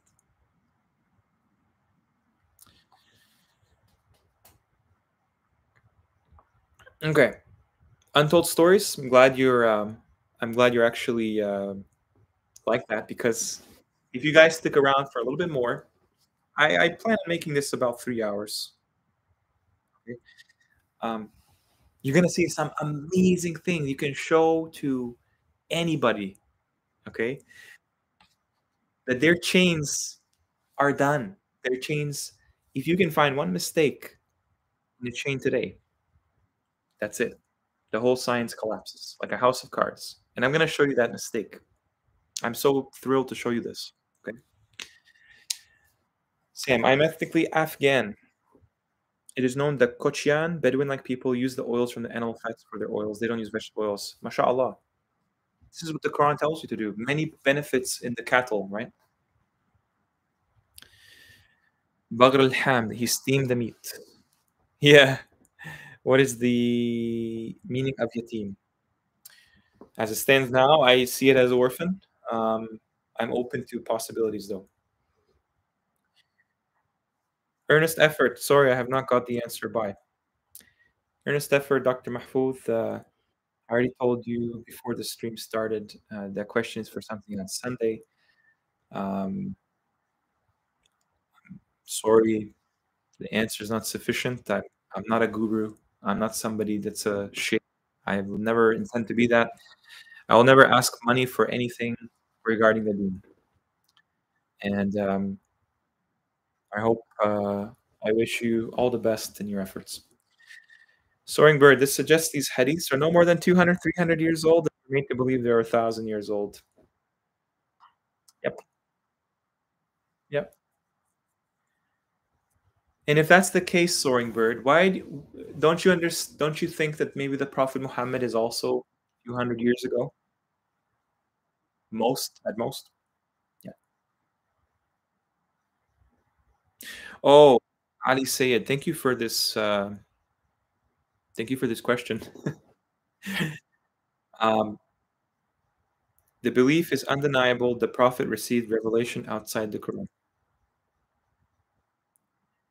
Um, I can't comment on that. I hope you can put a verse in the chat to show this unequivocally, um, because this is used as an evidence why hadith is divine in its origin. They actually call it a second revelation.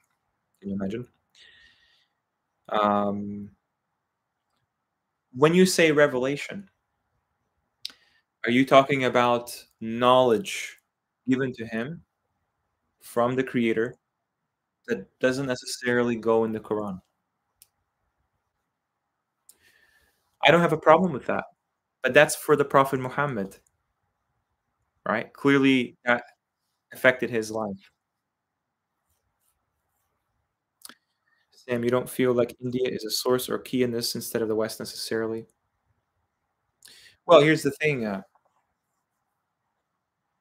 whatever you want to call this overarching entity that produced this body of literature, they clearly don't have the best interests of believers in mind. Look, there is revelation outside the Quran, the Injil, the Torah. We have the Kitab of Suleiman as well. So we don't have access to that anymore. Hence the Quran. So let's move on. This is a really great video. It's a playlist called the Muslim Mishnah. And Dr. Javad Tihash, to his credit, goes over a lot of this historical precedent for why hadith is a conspiracy. One of such claims is that the rightly guided caliphs of Sunni Islam are some of the biggest doubters of these things, these narrations attributed to the Prophet outside the Quran. It even calls it a Mishnah, like the Talmud, even calls it like this extra revelatory body of work meant to clothe God's book.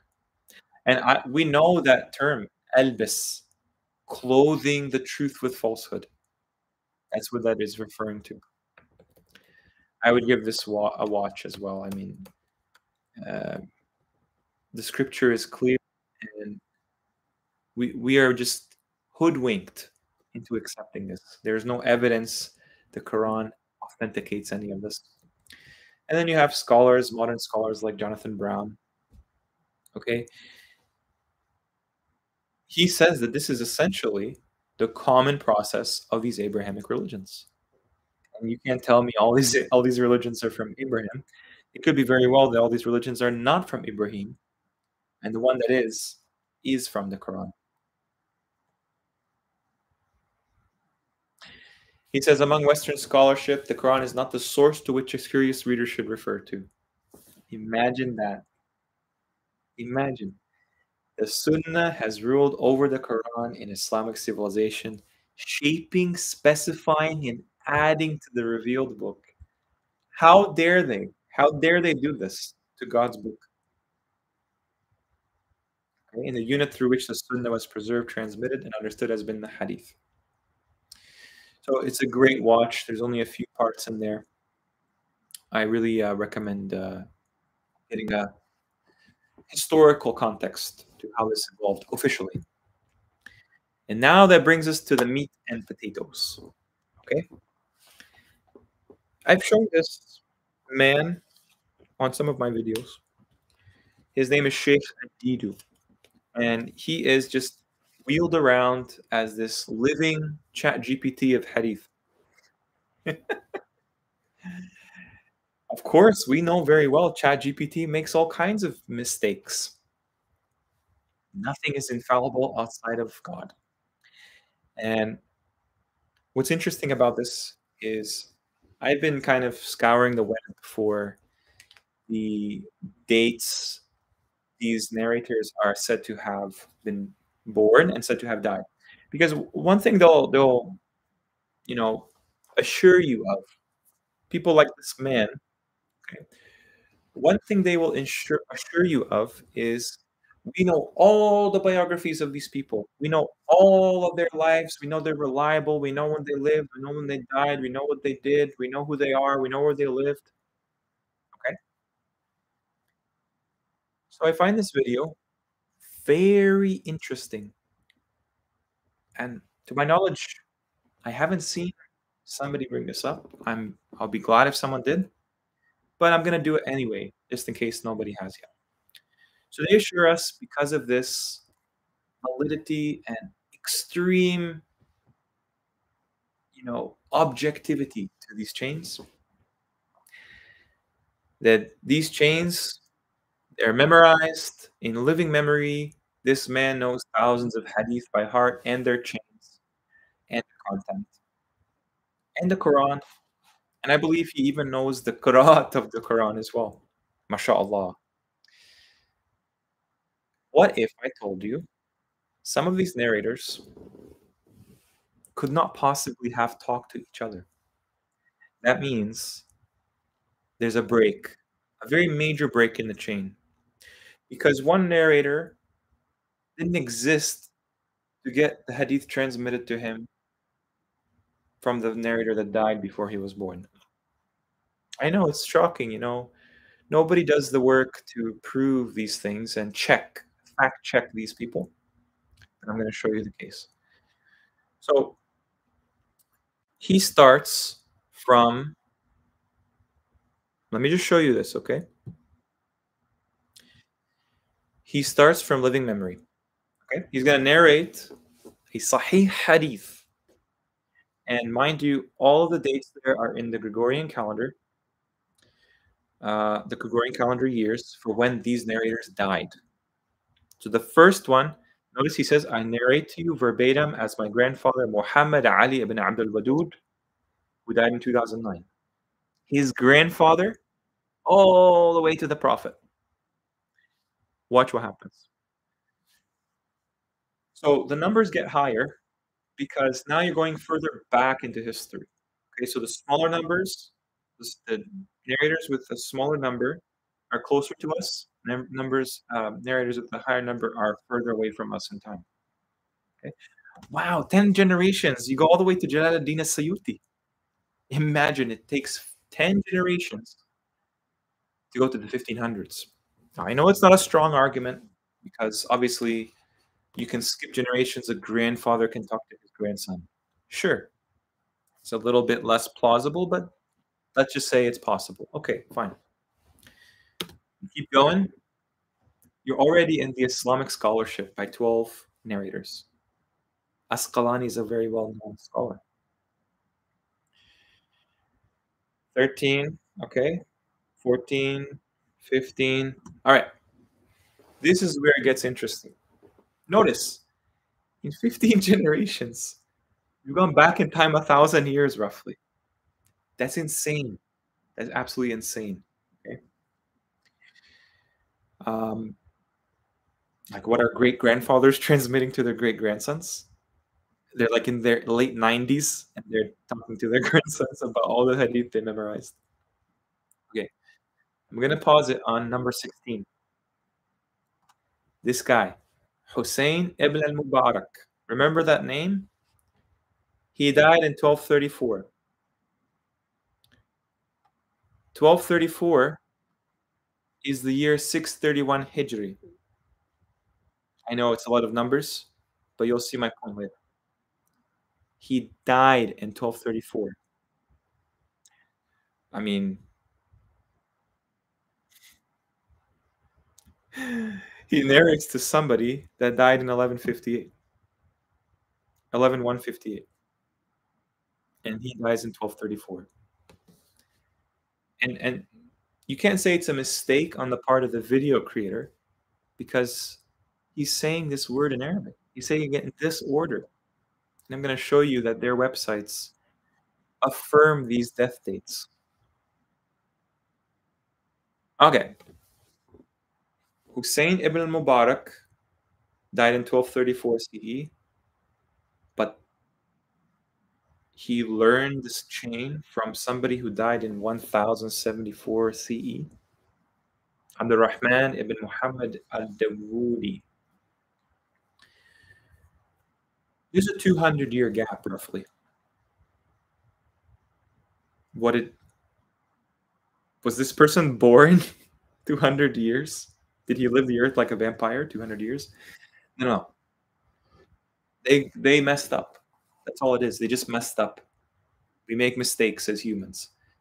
They gave us a fabricated history of these people. And they just slipped up. That's all it is. I'm going to show you why.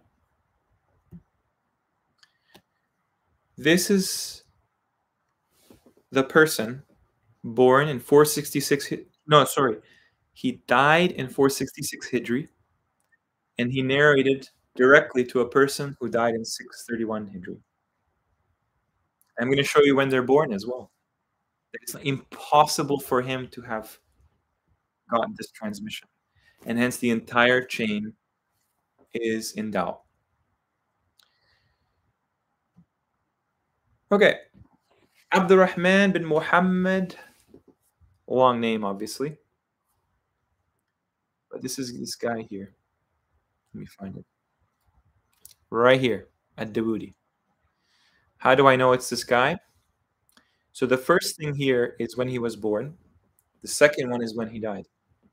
Okay? Tarikh al-Wafat. 467 Hijri. 467 Hijri.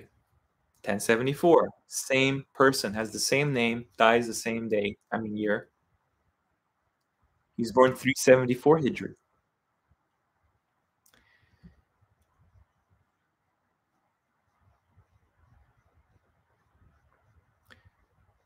This person is his student. Notice, he's born 546 Hijri, dies 631 Hijri. He's born almost 100 years after his teacher dies. You can't say, I'm making this up, because this website is a database of narrators' biographies, their essential information. He lived 93 years. This one lived 85 years.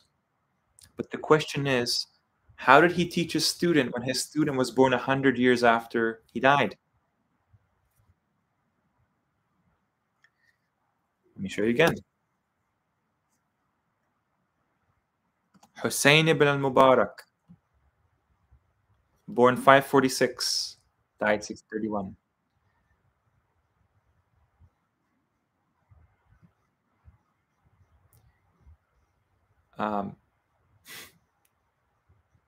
He died 631.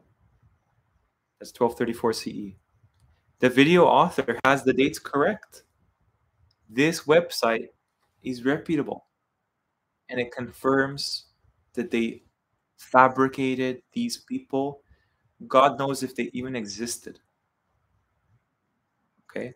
These chains are not proof of anything, because this is a major, major flaw. Let's say they got the dates wrong, but the people existed. That means there's doubt on these people's histories. There's doubt on anything. That means it's not from God. You understand? So if they got this one example wrong, and this man memorized this impossibility, imagine what else is out there. Imagine. If you just do a little bit of digging, you'll find that this is a cover story for a massive gap in our historical understanding.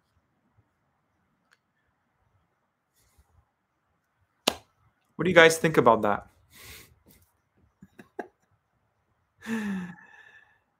What do you guys think about the fact that somebody could narrate to a student who's not even born yet after their death? Did he teach a student from beyond the grave? Is he a jinn? Does he live 100 years? Maybe these are jinns with Arabic names. That I would be more likely to believe they're jinns. with Arabic names because jinns can live long. But the only problem is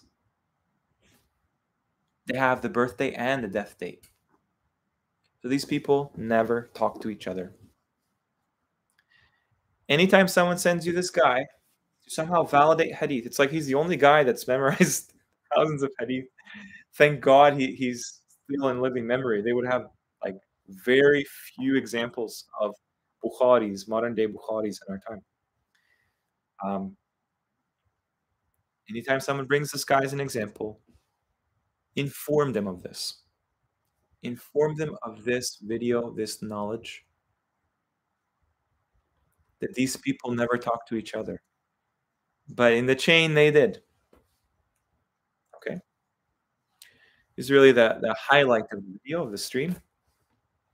We've got about 30 minutes left. Let's look at some more stuff, okay?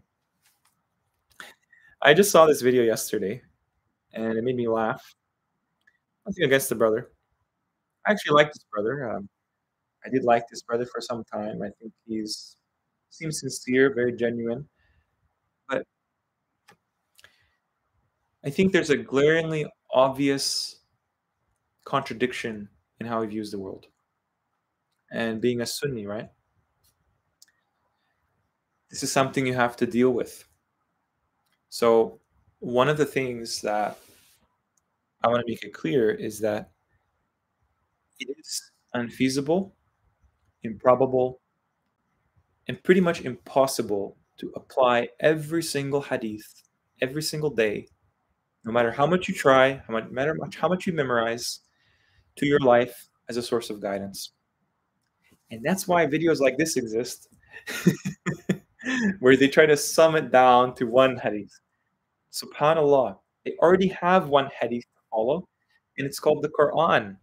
114 surahs from God, no questions asked.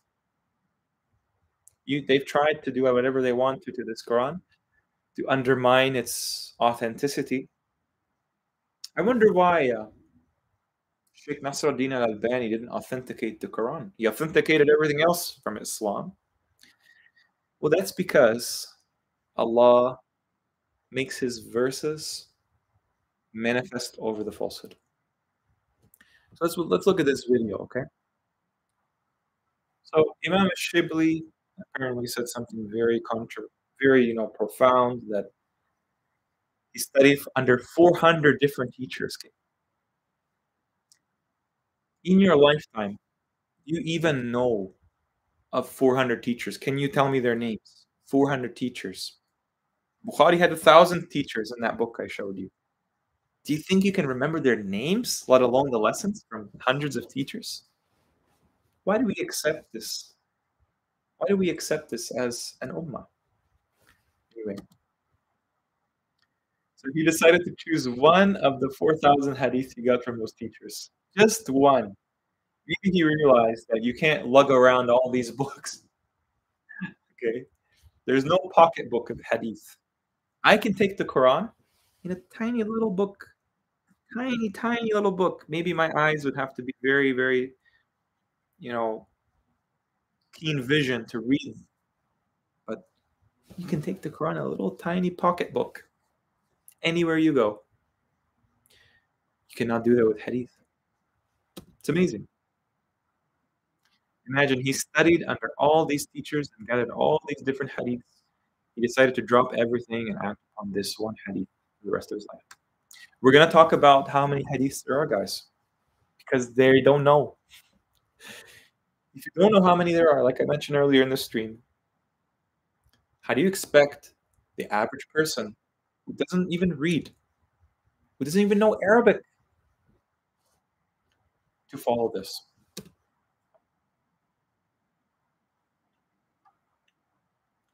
So this is the hadith. He says, if you just follow this one hadith, never mind the Quran, but this one hadith from the Prophet, work for your dunya, this life, in proportion to your stay in it. 60, 70, 80 years, he's adding that part in. Work for your dunya in proportion to your stay in it. Did he forget we don't know how long we're going to stay in this dunya? Some people tragically stay in this dunya for a few years. It doesn't apply to them. Work for your akhirah in proportion to your eternity in it. Does he understand there's no space and time limitation at that point? And what's funny is um, he will actually do in this hadith, he will distinguish akhirah from Jahannam. Jahannam is part of the akhirah. It's part of the akhirah that is for the people that fail the test. And work for Allah in proportion to your need for Him. Again, he's assuming it's a rhetorical question. Only Allah can speak in rhetorical language like this, and you know for sure it's rhetorical because Allah knows everything. Somebody could make the incorrect statement and say that work according to your need of Allah for it. And that could not be rhetorical. You're assuming that's rhetorical from a human. Yes, we do all need Allah. We have Allah in our hearts. Of course, of course. So again, why would you work according to your need to have Him? You're always in need of Him. Work for the fire in proportion to your ability to handle it. We all know we cannot handle the fire.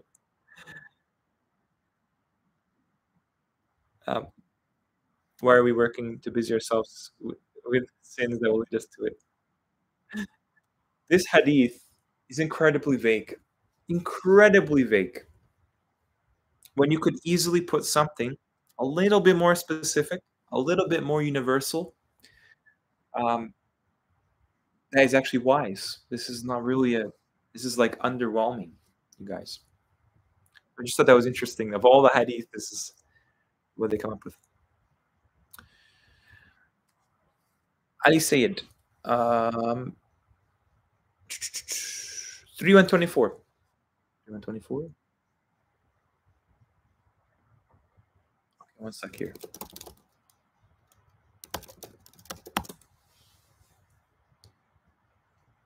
3124. When you said to the believers, is it not enough for you that reinforces your Lord 3,000 from the angels sent down? Yes. If you are patient and fear, it will come upon you from Fawrihim suddenly. He will reinforce you, your Lord, with 5,000 from. So what you're saying, basically, Sayyid Ali, thank you for the. Yes, pirate. I am sure Jahannam is part of the Akhirah because it's eternal. They will stay in Jahannam forever. And it's actually the Sunnis that agree with the Jews that it's temporary.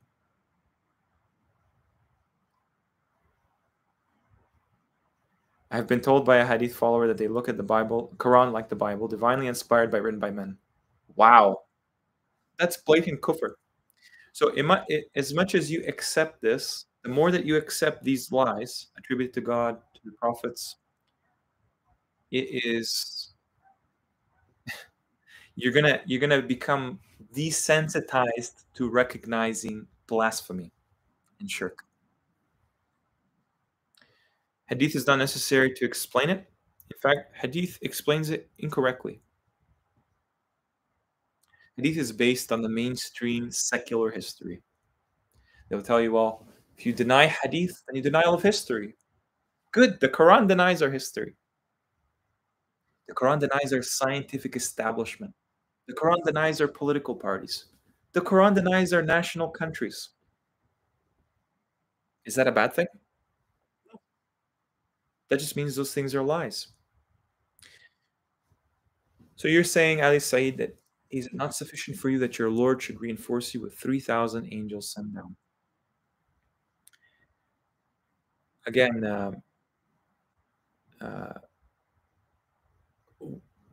does this necessitate that these books that were clearly written after the Prophet Muhammad didn't try to explain themselves, explain away this meaning, right?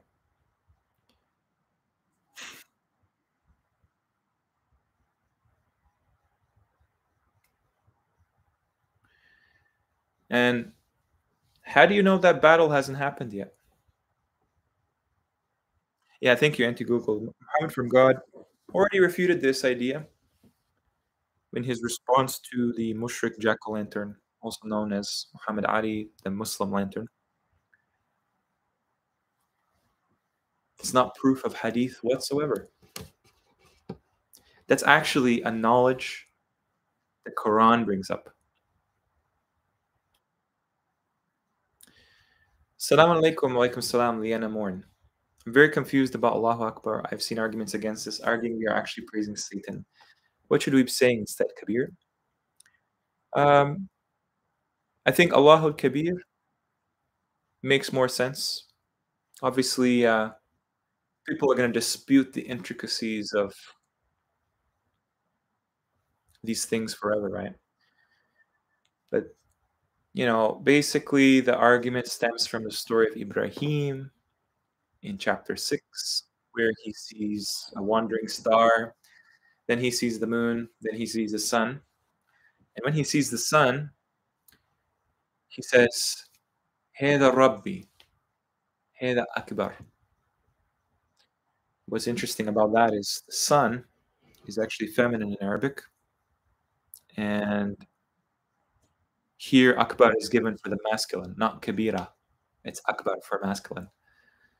So the claim is that basically Ibrahim noticed the sun was something that his people worshipped as the devil. Because Ibrahim tells his father elsewhere in the Quran, "O my father, do not worship ash-shaytan. Do not worship the devil, Iblis." So it's just interesting, like if Akbar is related to Shaitan and Shaitan uses the sun to constitute his worship, it wouldn't surprise me at all. The people of Saba do the same thing in the Quran. They yasjud, tasjud toward the sun, the Shams. Whether you want to translate as prostrate or whatever, clearly it says that ash-shaytan made their deeds attractive to them, that they did that. They took the sun as this icon. So yeah, I personally avoid saying Allahu Akbar, and I don't have a problem with that. Actually, it's kind of nice. It's kind of nice not to say that. Kabir is finished, right? Akbar just means greater than. Greater than what?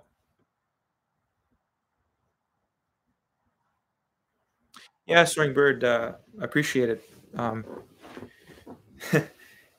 There's a channel called Lost Truths of Islam. That's where I found the video there. I don't agree with a lot on that channel. He says, that Mecca is in Petra. Um, so, yeah.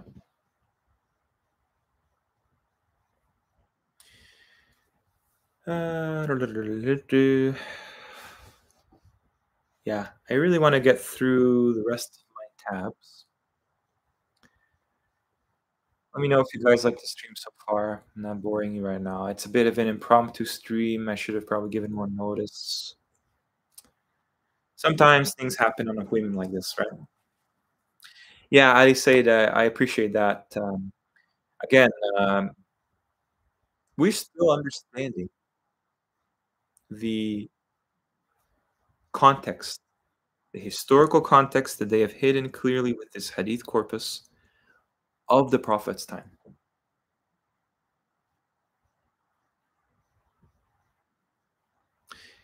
Yeah, MTMP. What you're going to find is that exact phrase in the Quran, Akbar man, Akbar min. There's no Allahu Akbar ever by itself in the Quran. Allah is greater than something. So that's a clue to me that that's how it's used. Sorry, I said I I'm willing to acknowledge that the Prophet is aware the Quran is not the only revelation. Everybody agrees that the Quran is the final revelation. Okay. Where are these other revealed books? How many of them are? Are they analogous to how the Quran is? Yeah, it seems like that. Suleiman in chapter 28, no, chapter 27, Surah An-Naml, the ants,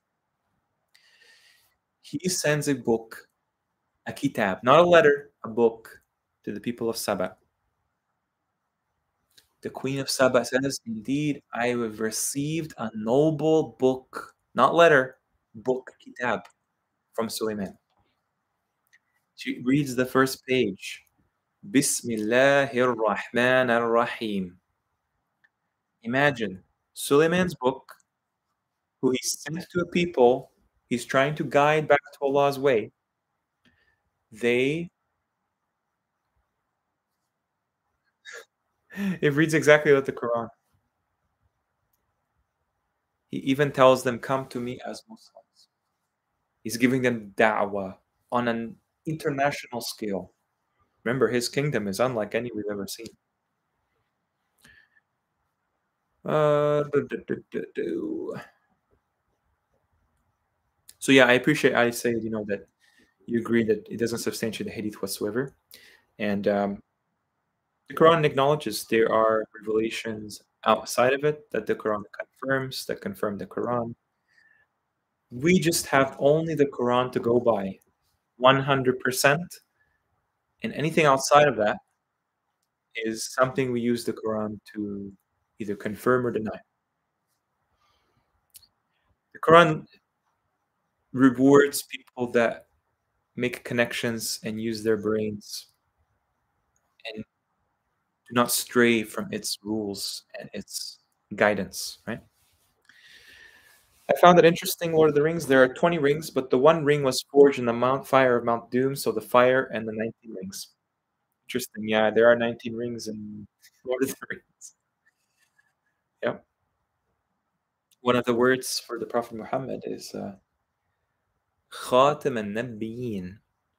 And Khatim, it's used to mean seal, but back in the day, they would use rings to seal letters, very important messages, like from the king. So you imagine, the prophet is using a seal. He's the head of state, right? There's nothing wrong with this idea. I mean, the ring was used for wax seals back in the day. So that's why it has the same word in Arabic today, khatim and khatim. It means both. Some people get kind of their feathers ruffled when you say something like Muhammad is the king. From the standpoint of the Quran, he's the commander in chief of the Ummah. He's a human authority appointed by God.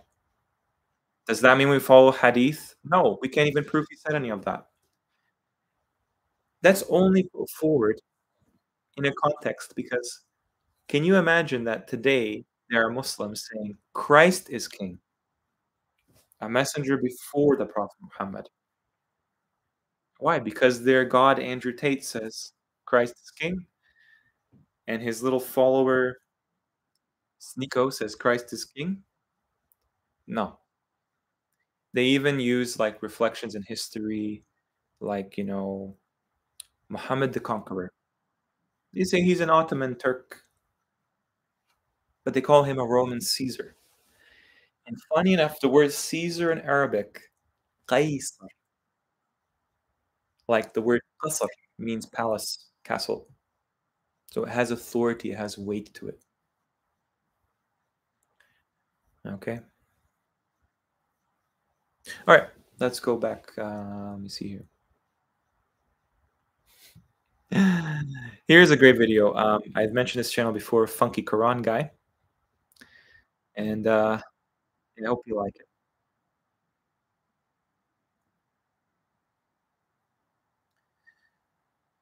So, Sheikh Uthman ibn Farouk, I mean, this guy gets around. He travels the world like a celebrity. And he's going to explain to us how do we accept, what are the conditions that must be met for a hadith to be authentic? Well, the chain must be connected. Clearly, that failed the test. I just showed you a very prolific hadith narrator memorizer showing that there is a break from the Prophet's time to our time. There's no proof it's like that. Oops.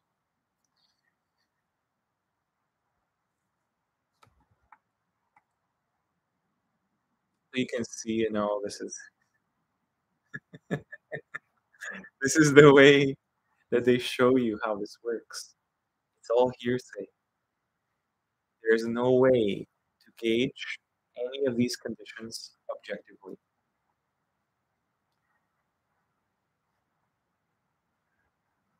Okay, so that's condition number one.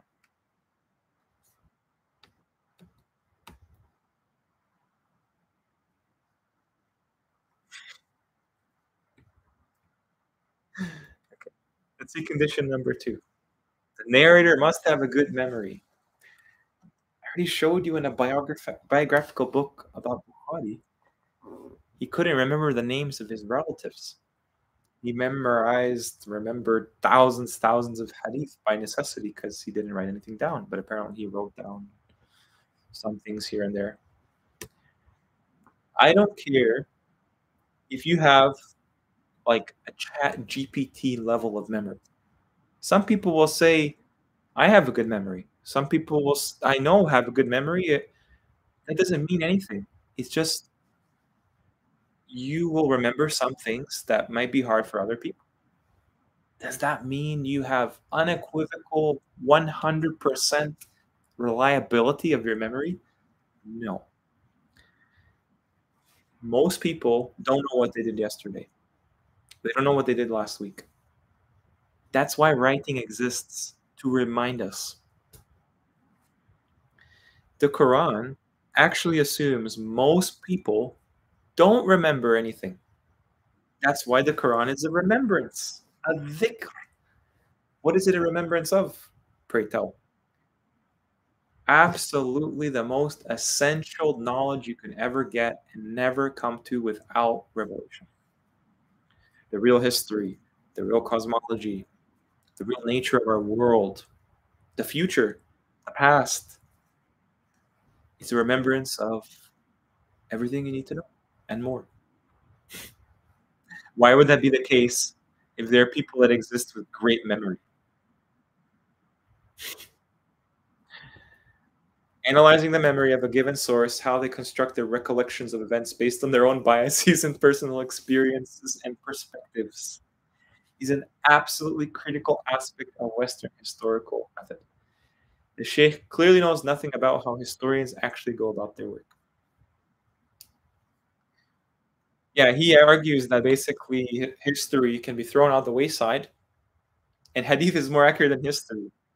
History is hadith in the same way. You can't throw out both because they need each other. Christianity cannot exist without Judaism. Judaism in form today cannot exist without Christianity. Islam cannot exist without both of those things being valid in some way. Doesn't that strike you as odd? If you have the revelation from God and you know that there are flaws in this, why would you even entertain that these things need to exist? Right? If their core is wrong, if there's no mention of it from the book actually sent down from the Lord, they need it because they don't follow the book. That's why condition 3 is the narrator must have a good moral character. I've heard Sheikh Uthman, maybe in this video or another video, say something along the lines of, if someone doesn't eat with the right hand as the sunnah permits, they are not trusted as a good moral character. Can you imagine how biased that is? You can have any good person, but if they don't acknowledge your sectarian rules, which did not exist, like it had an inception date, right? It didn't exist forever. It's not eternal. They're thrown out. They don't have a good moral character. They didn't pray the 5 prayers? Nope. Not taking from that narrator. How disgraceful. So you're telling me that you have basically, you know, uh, narrow down all of the possible candidates for reliable sources and good moral character to your sect? Hmm, how convenient.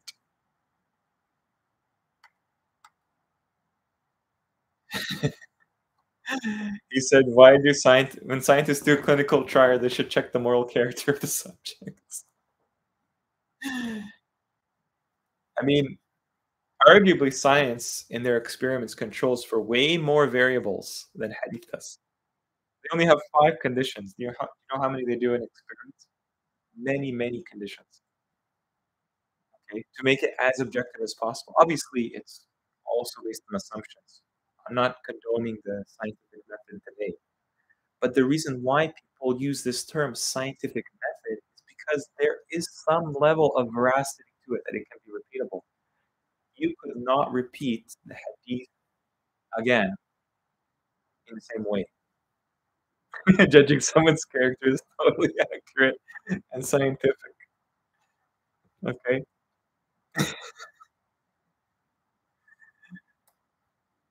Yeah. Anyone who likes me has the best moral character. Yeah, every sect has the best moral character, guys. Every sect is the best moral character. Oh, man. What a world, eh? They had to be people of hadith. Faith is speech and action. No kidding. These are kind of like these no da hadith. Islam is based on the Quran. No da. They specifically because in the context, there were people they were constantly unable to refute. They called them many different things. Ahl al-Quran, Khawarij, Mu'tazilat, Ahl al-Kalam. They called these people irrefutable because they would bring them a response and say, "You guys believe in this hadith? We believe in the Quran. We don't need this hadith." And so they went to work and they had to label them as terrorists and label them as these fringe heretics, just like the church. You know, the church got rid of all the people that denied the Trinity. There's not a single Christian church today that says Jesus Christ is not the Son of God. If there is, well, they've already created the Sunni Islam for those people. But this used to be way more popular because this was never a conclusion from the Gospels. And anyone that disbelieved in this, rightfully so, they got rid of them. Just like they got rid of all the people following the Quran. Okay? They say that the winners write the history, right? You think that they maybe also wrote the hadith? You think that maybe they also perpetrated and propagated the sects we have today? It's purely on sectarian grounds, subjectivity. Condition 4, there must be no contradictions with the Quran or other hadiths. I can show you a contradiction a minute, a contradiction a second with the Quran or other hadiths and logic. They never even think that it can contradict logic. For example, um, there are established, provable things Allah tells us to look for ayat outside of us and inside of us. You know, His ayat confirm all of this stuff. And we know there's only one stomach in the human biology. But the Prophet says in a hadith, this gluttonous person eats with 7 stomachs. Cattle don't even have 7 stomachs. It contradicts with reality. Good luck trying to reconcile it with the Quran or even your hadith. I couldn't believe it the first time I heard that they actually supposedly take in contradictions of these hadiths with the Quran and other hadith. You gotta be joking. You have to be a complete liar. There are way too many contradictions. Allah's Messenger never missed 2 raka'at before the Fajr prayer and after the Asr prayer openly and secretly. Never missed 2 raka'at. Allah's Messenger forbade the offer of 2 prayers. One after the morning prayer till the sun rises, two after the Asr prayer till the sun sets. The last verse in the Quran revealed to the Prophet was the verse dealing with riba. The last surah that was revealed was Bara'ah. And the last verse that was revealed was they ask you for a legal verdict, say Allah directs thus about those who have no descendants or descendants as heirs. Abu Huraira, there is no transitive disease, no evil omen, no safar, no hama. Desert Arab said Allah's Messenger, the rest of the hadith is the same. Allah's Messenger said, evil omen is in the women, the house, and the horse. Allah is not one-eyed, and behold, that the Dajjal is blind of the right eye, and his eye would be like a floating grape. The Dajjal is blind of the left eye, with thick hair, and there would be a garden and fire with him, and his fire would be a garden, and his garden would be fire. Do you now see this stuff with the advent of the internet, accessibility, translated into English and other languages? This is obsolete. They cannot make these lies anymore. Condition 5, there can be no textual defects. No words can change from the original narration. Really? No words can change, eh? When you look at these narrations, paraphrasing hadiths is perfectly normal. There is no paraphrasing of Allah's speech. Yes, we can describe Allah's speech, but when there's any dispute, we go back to Allah's speech and we read it word for word for word, verbatim. But for them, they pass off paraphrasing as immutable words of the Prophet. Hadith scholars themselves universally accept the paraphrastic nature of hadiths. This doesn't apply to the Quran. A lot of times we see that the narrators paraphrase. In the majority of cases, this does not pose any problems, but sometimes there are clear differences that occur due to the process of paraphrasing.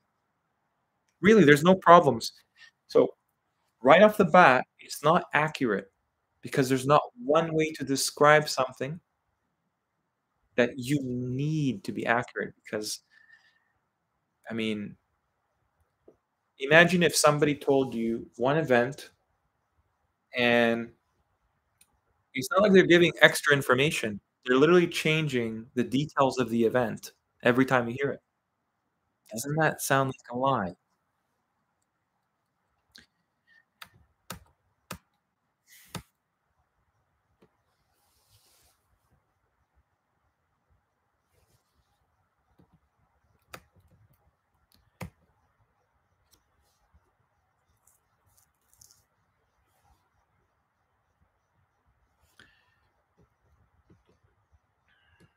These are just minor examples. So this narration is the same. Okay. Hadith 1, 2, 3 of Sahih Muslim 635, book 6. But it's through different chains, and each one has different wording. Subhanallah.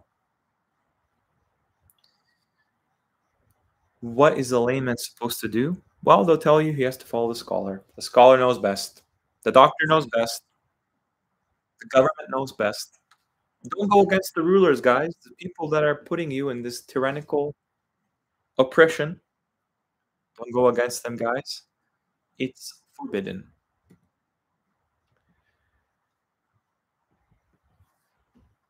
This is the criteria for accepting hadith by a supporter of hadith. You guys see what's going on?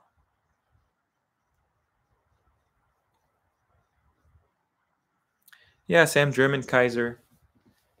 Strangely, the word for this, Qaisar, from the word qasar, has to do with palaces, castles. Musaddiqa, to verify what has been. Absolutely, musaddiqeen, sadiqeen.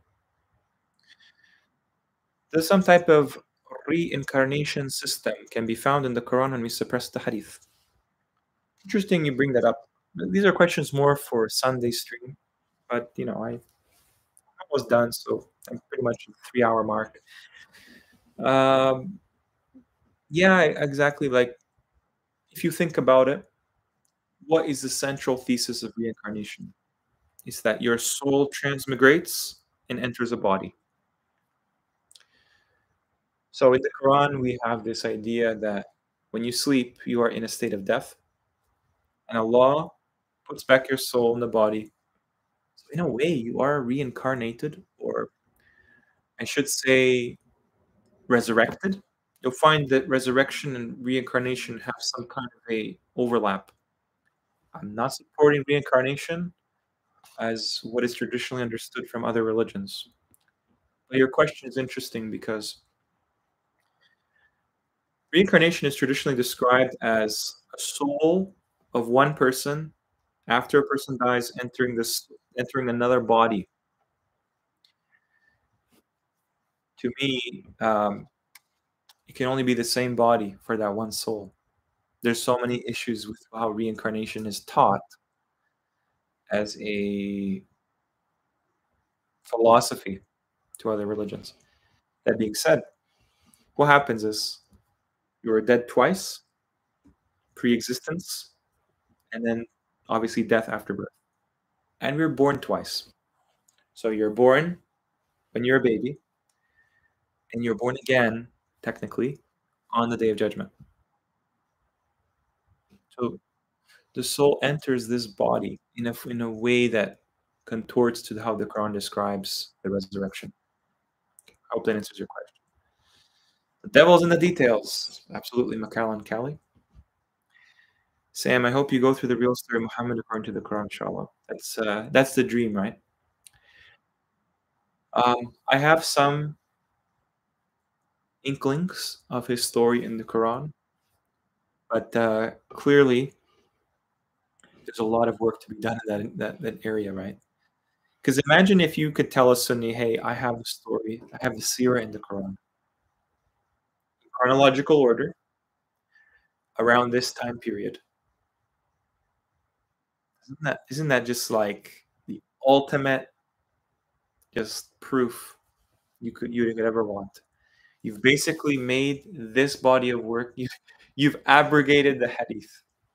Use their term against them. You've abrogated the hadith using the Quran. Amazing. Yep. ARMBV, this hadith culture is everywhere. Even in the church, some people prefer to refer the word of the pastors instead of direct from the Bible. Absolutely. I mean, this is what happens when you're allowed to turn off your brain. Somebody does the thinking for you. Yeah, Soaring Bird. That's a funny video. Salam alaikum. Alaikum salam. Kenneth Blaine. Welcome to the stream. Mustafa, 1426. Quran doesn't mean just to recite or read, but to hypothesize it. Quran is basically science. The Quran is a knowledge no man or no jinn could come to conclude without there existing a creator. This creator gifted us the Quran. It would be negligent of us to not investigate it as much as we can, because his mercy allowed us this light in this time of darkness. And notice reading is different than reciting, right, Mustafa? When you read, you're conscious. When you're reciting, you're just going through the words, right? Usually. Seldom do people read. Think. You wouldn't just recite a contract to buy a car or a contract to buy a house. In fact, you have to be competent. You need full disclosure. The Quran is the ultimate disclosure.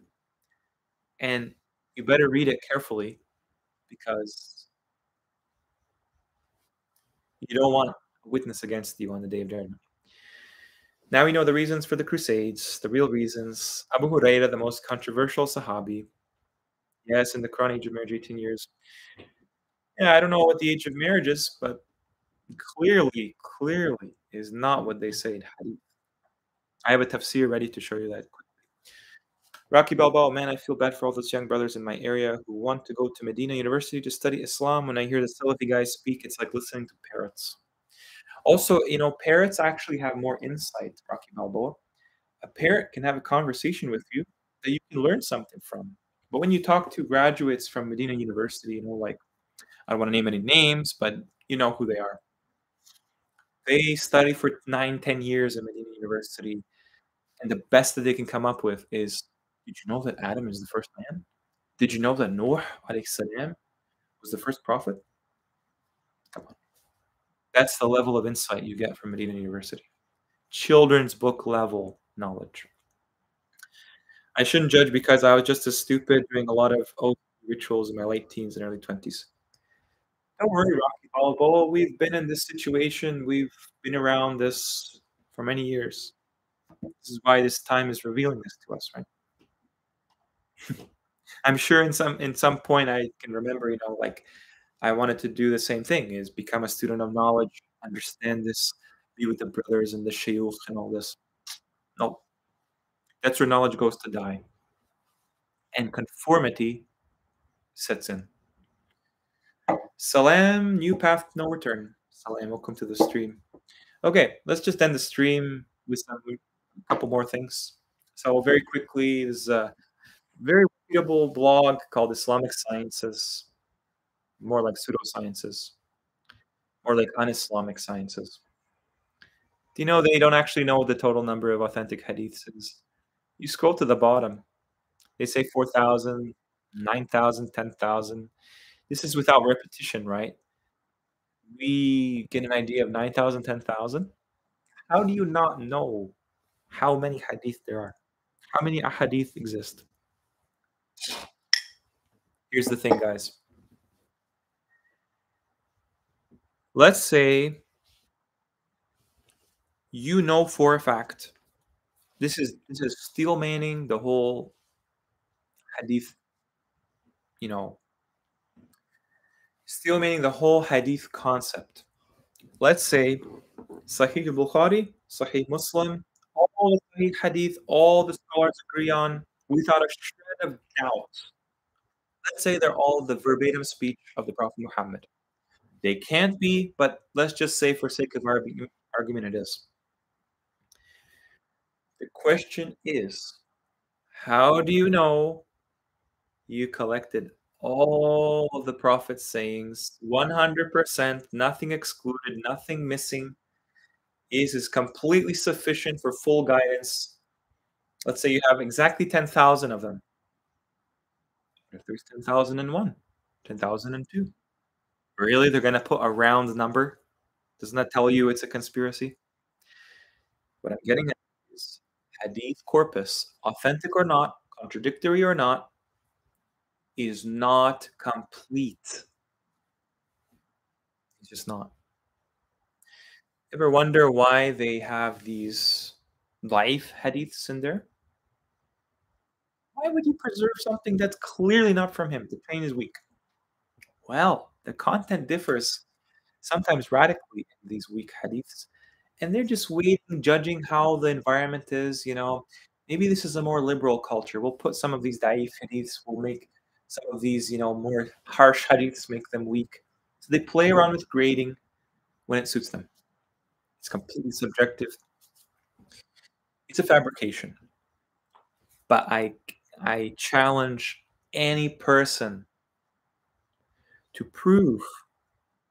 We know the Quran is sufficient. Kitab Allah, the Quran is 100% sufficient. Nothing can be added to it. Nothing can be taken away from it. It gave you everything you need to know, exactly everything possible, everything you need for a guidance. In every way, you just have to study it. Hadith, there's nothing to suggest that's from God, nothing to suggest that's complete, nothing to suggest that's a guidance. Just like the Bible. The Bible is not anything in there says this is God's word. Okay? Just want to highlight that.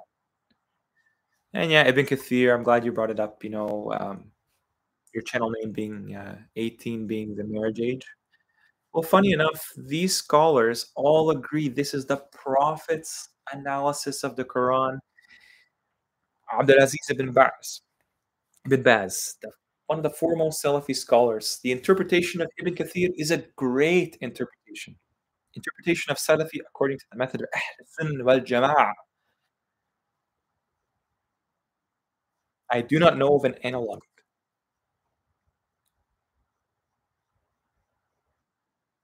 All these people, except for As-Suyuti, I think he's a Shia, um, agree Ibn Kathir is the go-to, more than Ibn Abbas, for the tafsir or exegesis of the Quran. Did you know that Ibn Kathir made a mistake in grammar?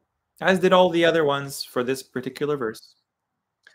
This is the verse about those who have not menstruated yet, about divorce and marriage regarding them. It's actually in the surah called the divorce, right?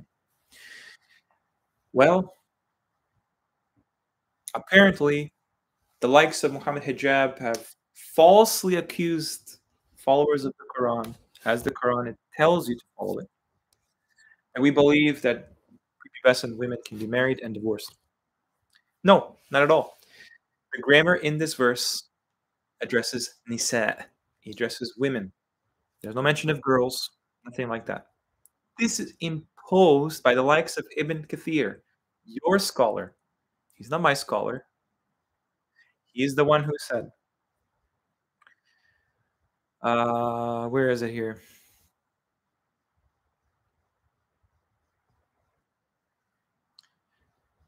I'll find it for you. One sec here. The same ruling for the young who have not reached the years of menstruation, aka prepubescent girls. This is how he understands this when it's impossible, given the grammatical context of who it applies to. Women. They all make this mistake. Clearly, women cannot and can have and not have this phenomenon of monthly cycles. Women. So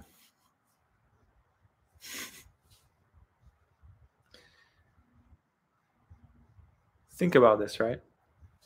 If this is the Prophet's seerah, it's not. Let's be honest. The Prophet never put his stamp of approval on this, nor did Allah.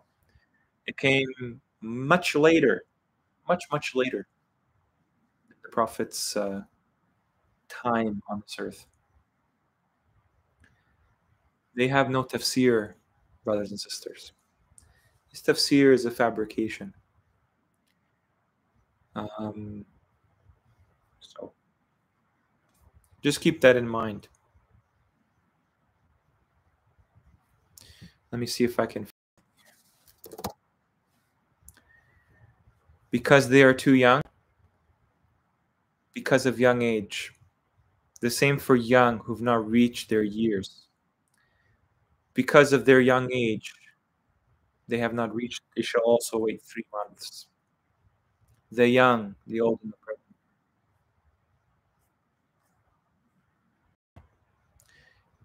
pregnant. Not reach this cycle either because of young age. Okay? Those who are too young, have not started yet. That's what's included here, aka not women. So they're shoehorning in something here that's not there. All right, guys. I just about done. Like Salam Muhammad bin Natia. Yeah. Good luck defending this if you believe in this. Obviously, I believe there is truth in hadith. There's just no way to know at the moment. And clearly, the scholars have made very bad criteria, very un-Quranic criteria, even though the Quran is the criterion to figure out what hadith is. Anyway, guys, it's been 3 hours, a little over 3 hours. I'm going to end the stream. I hope you guys enjoyed this. Yeah, I'm looking to do a stream tomorrow morning, inshallah. And that will be more of a chill, kind of relaxed thing. I've done nothing prepared really at the moment. I might have something there. But yeah, I think that these things are beneficial for us because we get some kind of feedback, you know. Thank you, Sam. I really appreciate it. I please, I appreciate the flattery. It's nothing. It's just what needs to be done. That's all it is. Um, so with that, thank you so much for spending this time with me again today. And with that, peace.